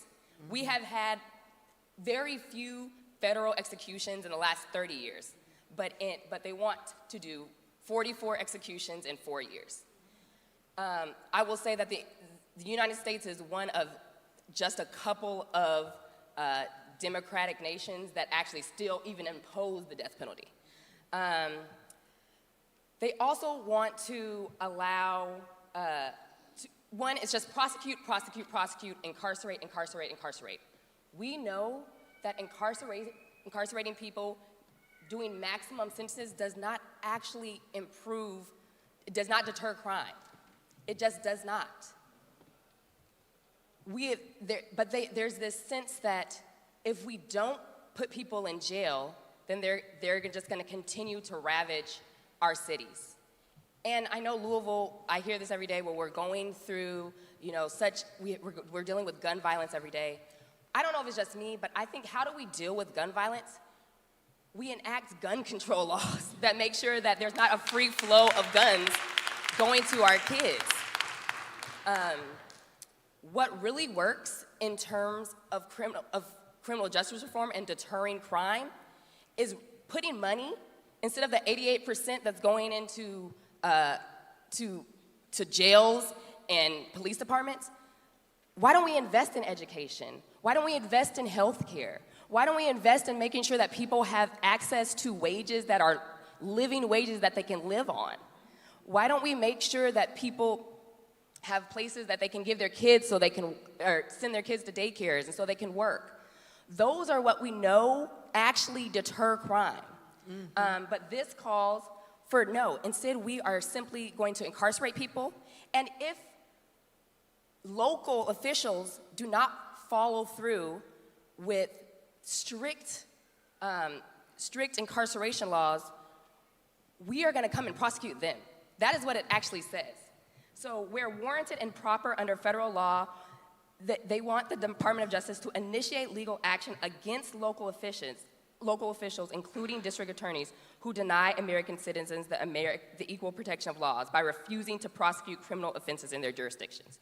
So what should be state and local decisions, they are taking from us and saying then that the federal government can come in and actually prosecute people who don't do what they want them to do. Again, signs of a dictatorship. And thank you for the powerful answers. And let me also say these things can be found in Project 2025. Defund public schools, mandate privatizing schools, impacting student loans, no more canceling student debt, no student loan forgiveness, immigration laws, reinstate anti-immigration laws. And that's only going to be for some people, right? It's not going to be for every country. It's just going to depend on, we know how that works. Project 2025 mandates reinstating anti-immigration laws, energy and the environment, current goals of the Department of Energy, mandating forgetting clean energy, expanding nuclear weapons, mandating, denying climate change. And so these are things impacting Social Security. They're talking about impacting Social Security, changing the workday, the length of the workday, how long folks are allowed to work, or the age rather, raising the retirement age to 69 or 70 for Americans. That would cut Social Security benefits for about 257 million people, so they would have to be forced to work longer. I don't know about you all, I'm 30 and my knees hurt. Why'd you laugh? And my knees hurt already. Like, just think about, these are the kinds of very important things that Project 2025 is talking about, plus all of the things that you've heard from the folks on the stage. Think about prescription drugs, those kinds of things. Think about what we really have at stake in this election when you go into those polls. Anybody, go ahead, please. I was just gonna say, this is kind of like their wish list, this conservative wish list of everything that they ever wanted to do to the rest of us. And if you live in a state, I'm gonna pick on a state, and I can pick on it because my father's from there, Mississippi. Let's pick on this state. Mississippi has about 37% African Americans. Hardly any of them vote. Hardly any of them get welfare. That's why it's one of the poorest states in the union. Their governor does not accept welfare dollars. And if you try to get welfare dollars, it is very, very, very hard to get them. So people are starving, okay? They have some of the worst health outcomes, education outcomes. There's tons of people incarcerated. That's what they want for the rest of us. That's what they want for the rest of us. Okay? They want us to live like we live there. They want us to be starving, unhealthy, uneducated. They want us to be begging for health care and incarcerated enough so we can be on, in the 13th Amendment, we can return to slavery, right? So we can work in the fields for free. We can work at the McDonald's for free. We can work and put up the sandbags for all the hurricanes for free because we're incarcerated. They are addicted. America is addicted to free labor and financial slavery and physical slavery. And that's what built the country, 400 years, and here we are, the pinnacle country in the world. And that's what they want to continue.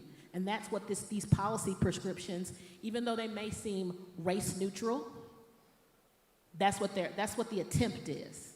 And that's how serious it is. That's how serious it is. They are trying to change all of our lives back to a time where they feel like they were in control. Everyone was in their place. Women, minorities, immigrants, whoever. Everybody knew their place, and there was this mediocre person at the top. Okay? So that's why it's so serious. That's why it's so important for you to understand exactly what it is and know that he implemented 60% last time. What's he going to do this time? I want to talk about something that you all weren't necessarily prepared to talk about, but I'd love to hear from you on it, and I need short answers because we're running out of time. I want to start with Dr. Reed. Actually, I want to talk about this theory of black men deciding, or this is what we're hearing, right? Maybe not to vote or how they're voting. I'm just curious what you think about all the conversation around black men in this election. Short answers, everybody. I've got lots of questions to wrap up. Go ahead. So a short answer to this, coming from the perspective of critical race theory, is to think about the intersection between different forms of identity that make certain people more vulnerable to types of oppression, and how black men who are not being oppressed on the basis of gender are being convinced that we have a different agenda from black women. That's the appeal, to try to get black men to align with masculine ideas, the powerful male candidate. That's the splitting up that people are appealing to. So I'll leave it at that. Wonderful. Okay, here's go ahead, a short sisters. answer. As my president and CEO of the Louisville Urban said, they lying to your face. Because black men there's been a percentage of black men who have always voted not Democratic, right? There's always been, and always been a little more of them, black men, that vote Republican when we switch the parties, right? Than women, than black women. It's a lie. I know plenty of black men who are going to vote Democratic. They want to divide us. That's all it's about. They want to divide us and put out a Okay. narrative that we are not on the same team when 90% of us are on the same team. Don't let them lie to your face. You know who Okay. your people are. How can people stay, ladies, this is a question for you all. How can people stay engaged after the election on a local level, especially with Project 2025 or anything else? How do people stay engaged? Just get civically engaged. Start tuning into all of the legislation. The legislation's about to reopen, so like just stay informed. I don't think that you're never too young or too old to start organizing. I just started 4 years ago, right after we started marching for Breonna Taylor. And it's crazy because right now they are back in trial for the same things. So just organize. Like I said, reach out. Just get informed. There are plenty political education classes going on all the time in the city. And if you don't know how to politicize your own issues, get with somebody that can help you so that you can get aligned with who you need to talk to try to fix what you're passionate about. So I'll say this. I posted the other day, my black job is to vote, but your job starts at the ballot booth. It does not end there. That is actually just the beginning step. Once you cast your ballot, it is your job, my job, and everybody else's job to be critically engaged in the process every step of the way. Far too often, we take our eye off the ball. The candidate we want gets elected, or the bill that we are pushing for gets passed, and all of a sudden we kind of say like, hey, good, things are great. And what we need to remember is that the opposition never stops coming. Next week we're going to release the State of Black Louisville report on the 29th, small plug. But I wrote an essay in there that says it's always Halloween. For those of you who like horror flicks, you know the horror series Halloween, Michael Myers. And every Halloween, Michael Myers shows up. And it's the same way with the opposition. It don't matter what's going to happen. Michael Myers is showing up. He is always coming. The opposition is always coming. It doesn't matter when they lost. They lost the Civil War. Guess what? They were still coming. They lost the Reconstruction. They were still coming. They lost after Brown v. Board. They were still coming. See, they're going to always continue to come. And so it is on us to always be prepared, to always be ready to fight, and to always be thinking about the next step, because they are strategized, they are organized, and they are prepared because they are always coming. We have to do the same. Hold your applause. They're all fabulous. We want to get through a bunch of questions because you all are sending me things. I want to get through these questions, so let's just keep rolling. Go ahead, Doc. Nico spoke, right? Nino spoke excellently about this point. The people that are in office that you vote for, even if you didn't vote for them, the people in office work for you.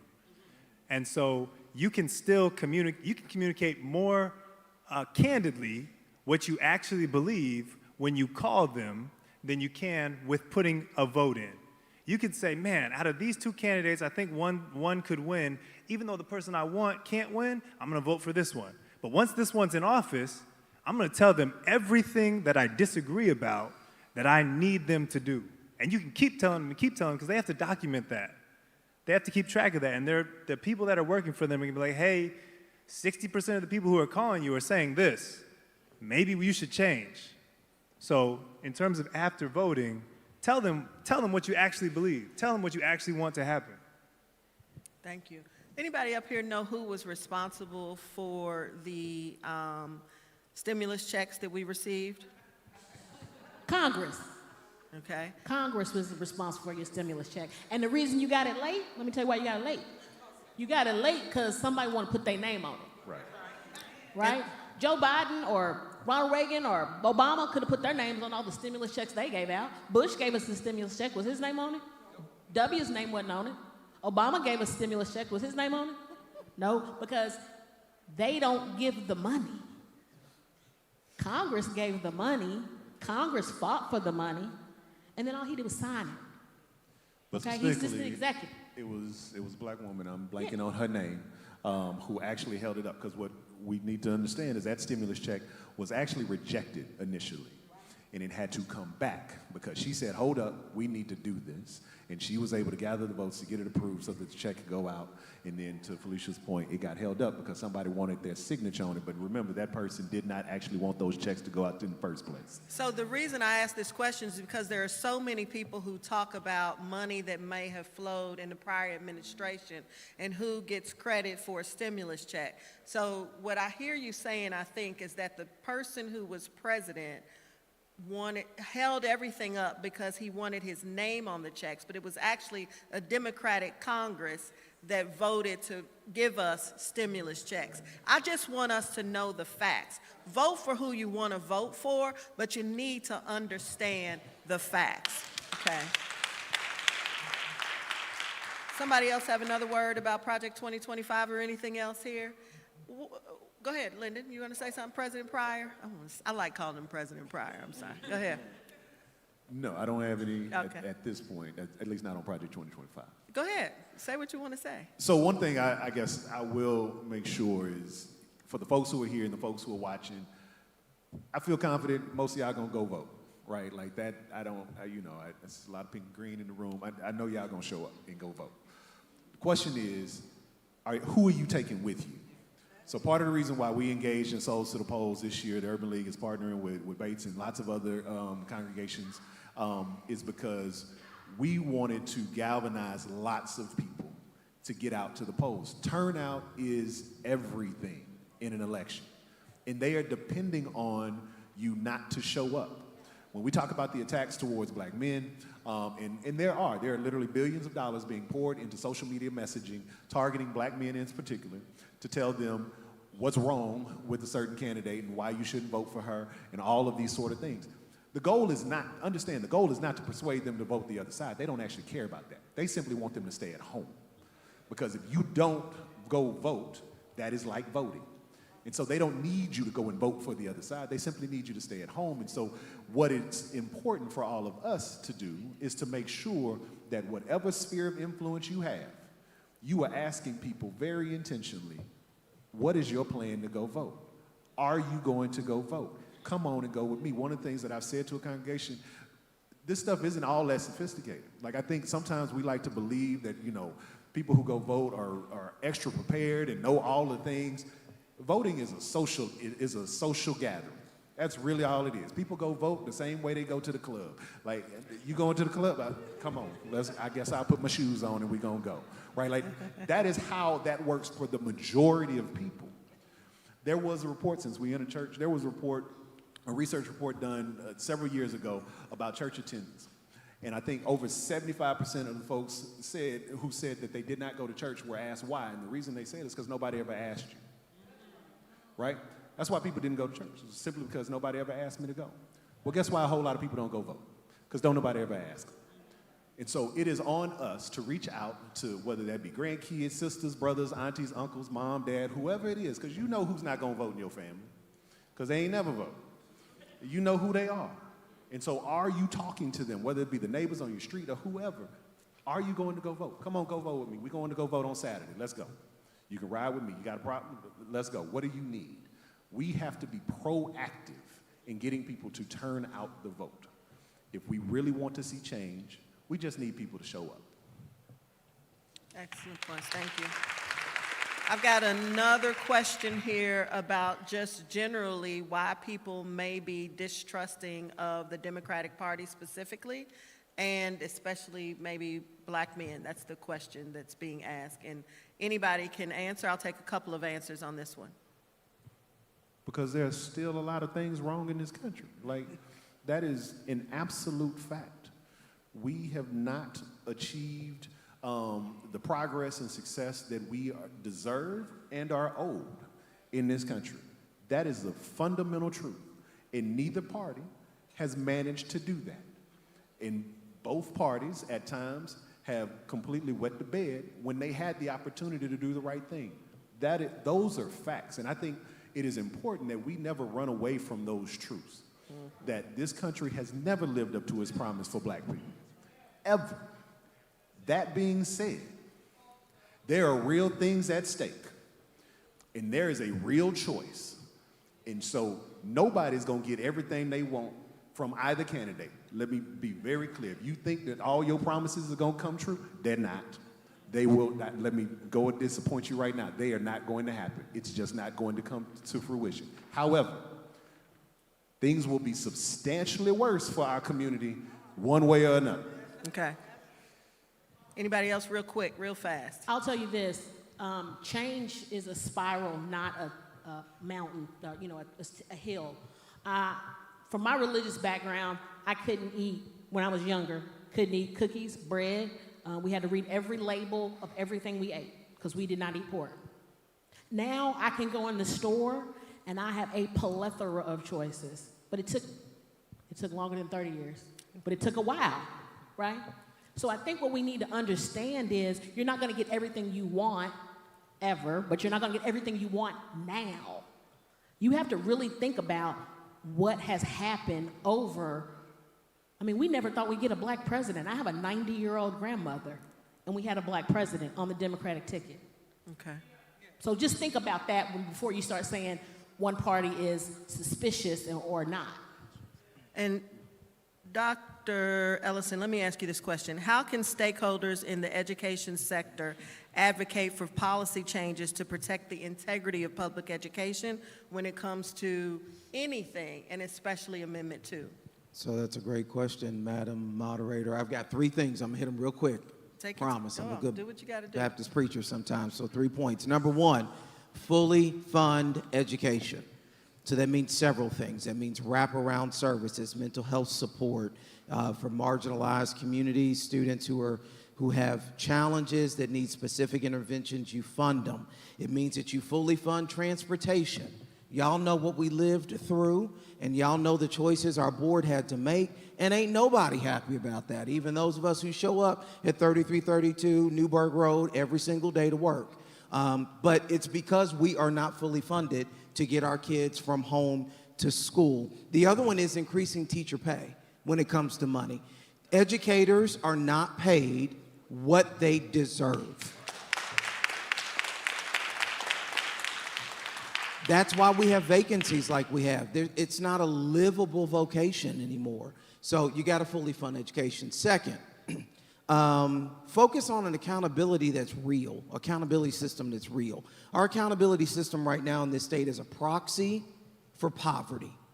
If you are poor and don't have good resources at home, you are not going to score well on a test, and your school's going to look, quote unquote, bad. It feeds the good school, bad school narrative because we don't focus on what educators do with kids to grow kids from where they start in August to when they exit that grade in May. So a real accountability system that really looks at what's done. And then the last one is fund universal pre-K. Like putting the money in it to pay staff and to resource locations and all of the resources that are necessary to make that happen, and to support the folks who need the help getting their kids started on the right path to education. Excellent. Thank you so much. And another question for you all. How can stakeholders how can organizers and activists work together to encourage the importance of Black voters and to raise awareness about the impact of legislation, local and national, on our daily lives? How do we work together to do this? Real quickly, Project 2025 is just a bunch of people like coming together, conservatives, of course, but they just coming together saying like, these are our ideas and we're gonna align them with our ideas, our values, and like, this is what we want. But that's only one vision of the future. What's ours? What do we want to see in the future? That's how we do it. Excellent. I would say stop recreating the wheel. We have got to do better as a community of organizers in working together and not being redundant and duplicative in terms of what our efforts are. There is so much brilliance and opportunity among us, but so many of us want to do our own thing. And we want the credit, we want to be able to take, ownership of it and say that I did this. Listen, I understand that, I truly do, but it is killing us, because there is so much that we could do, so much more that we could do together than doing apart. And so we've got to set egos aside. We've got to set our own desires aside and say, how can we do this together? We don't need a bunch more organizations. We need a bunch more people in the organizations we have doing the work that's being done and doing it in an organized fashion. So we got to work together. Two more quick questions. I'm trying to get everything out of this group, these phenomenal folks that we possibly can.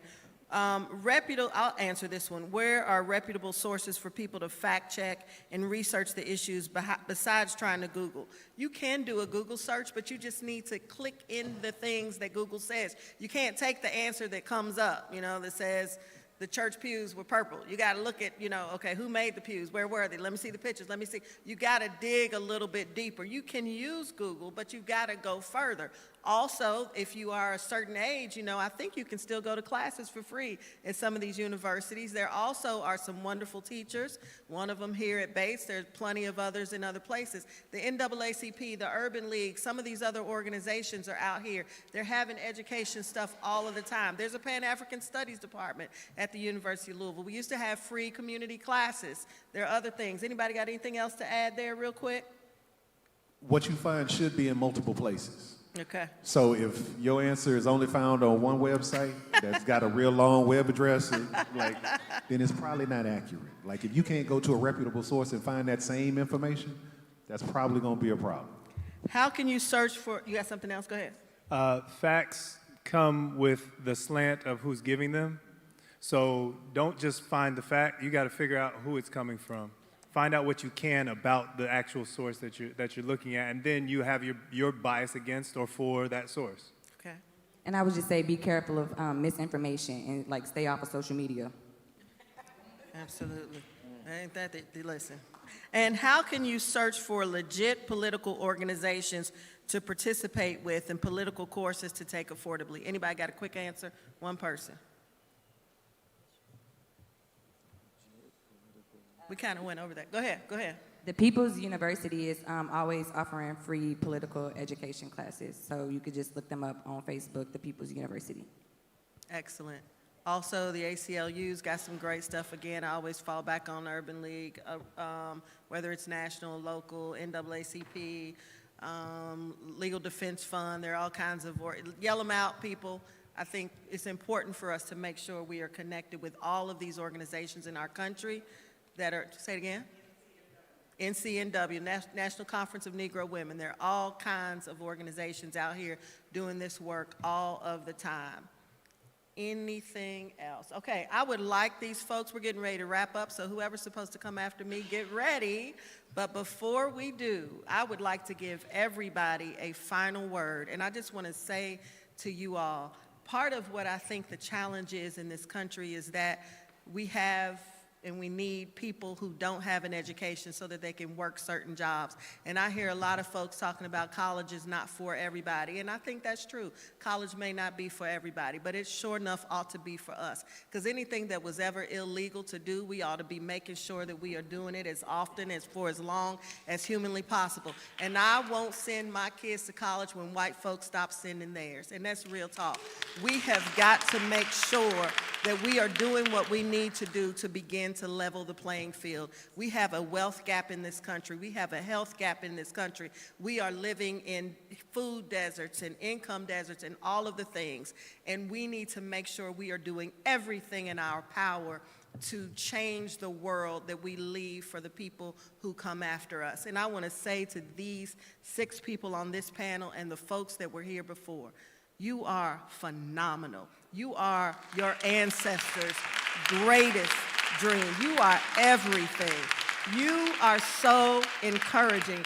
You make us feel hopeful. You got tough jobs, we know that, but you do them so well. And we in this community probably don't say enough thank you. We probably don't recognize enough the excellence that we have in this city. Because Kentucky is not a smart state. We are not high up on any education list. We don't need to be attacking education. We need to be fixing it. We need to be funding it. So anytime you hear any politician talking about attacking education, they are the idiots and the insane that they talk about in Amendment 1. I want to be clear about that. We cannot afford to attack education in Kentucky because we need more people like the ones on this panel. And so give me some words. You got one sentence or a short paragraph. I'm starting with Felicia Newman because she's trouble. Go. Okay, her name. I had to say that. I just had All to say right. that. Okay. Here's my one sentence. You have a place at the Louisville Urban League. We have all this stuff what they're talking about. I need everybody out there to look at our website. Look what we have to offer. We just started a policy department. This is one of my lovely, lovely employees. And we That's need, it. we That's need your time. You. We need you. Pass the mic. Thank you. Keep going. Ever since I started organizing, I said this country owes me everything, and it does. So let's get back what's ours. All right. Because criminal justice reform is my passion, I would say when you are exercising your vote that matters, look for candidates who want to focus on making our communities better by investing in education, in substance abuse treatment, in mental health treatment, in healthcare reform, instead of incarceration, because that is what, in fact, will make our communities safer. I will echo what the first panel said in my own way, is every complaint or gripe you have is tied to a vote. If you are concerned about anything, it is tied to a vote. If you want to see a change, get out there and make your voice heard and make your perspective known. I'll say connect with people. You could be a leader or you could be a follower. It doesn't matter, but you connect with people, you're going to be more powerful. I would just say knowledge is power. Don't fall for the okie doke. Make sure you are informed. There's plenty of misinformation and disinformation floating around. Know what the issues are, know where you stand, and exercise your voice. Absolutely. And I want to say this. Catherine brought it up. A quote pulled directly from Project 2025. It says, "The next conservative administration should do everything possible to obtain finality for the 44 prisoners currently on federal death row." Think about that, process that as you go to vote. And I want to say thank you to the members of Alpha Kappa Alpha Sorority Incorporated. Thank you to the Louisville Urban League and the Louisville Urban League Young Professionals. And thank you to Bates Memorial Baptist Church. I am Sadiqa Reynolds, and it has been my pleasure to serve as your moderator. Thank you.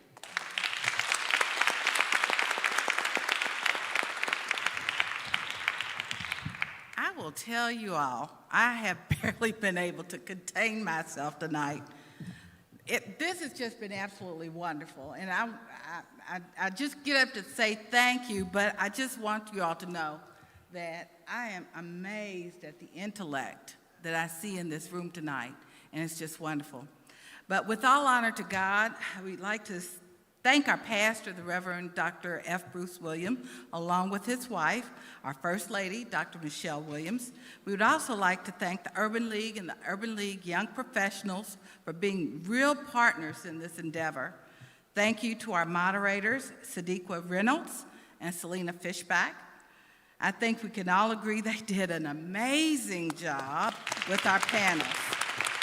Yes. We want to say thank you for their participation.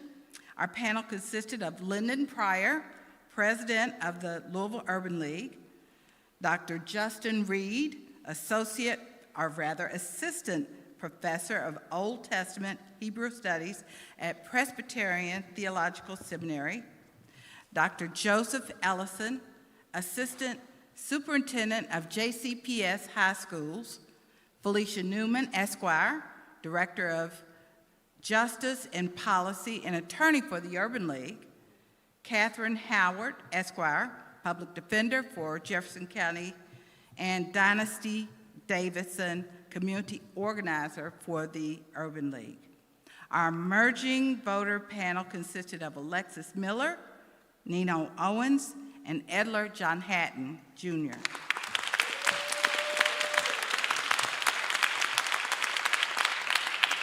You all did an amazing job as well. All our students are recent graduates of the University of Louisville. Further thanks to Alpha Kappa Alpha Inc., Eta Omega Chapter, the NAACP, the A. Philip Randolph Institute, the League of Women Voters, all for their assistance. Thank you to WLOU and WLLV for their radio sponsorship. Also, we'd like to say thank you to the senior staff of Bates Memorial, as well as the Culinary and Media Ministries for their help in making this event possible. And finally, thank you to Play Cousins for providing childcare, and collections by Natalie and True Gents Essentials for their donations to the panelists' bags. We hope that the information provided tonight is helpful in making your choices in voting on November 5th. And with that, good night.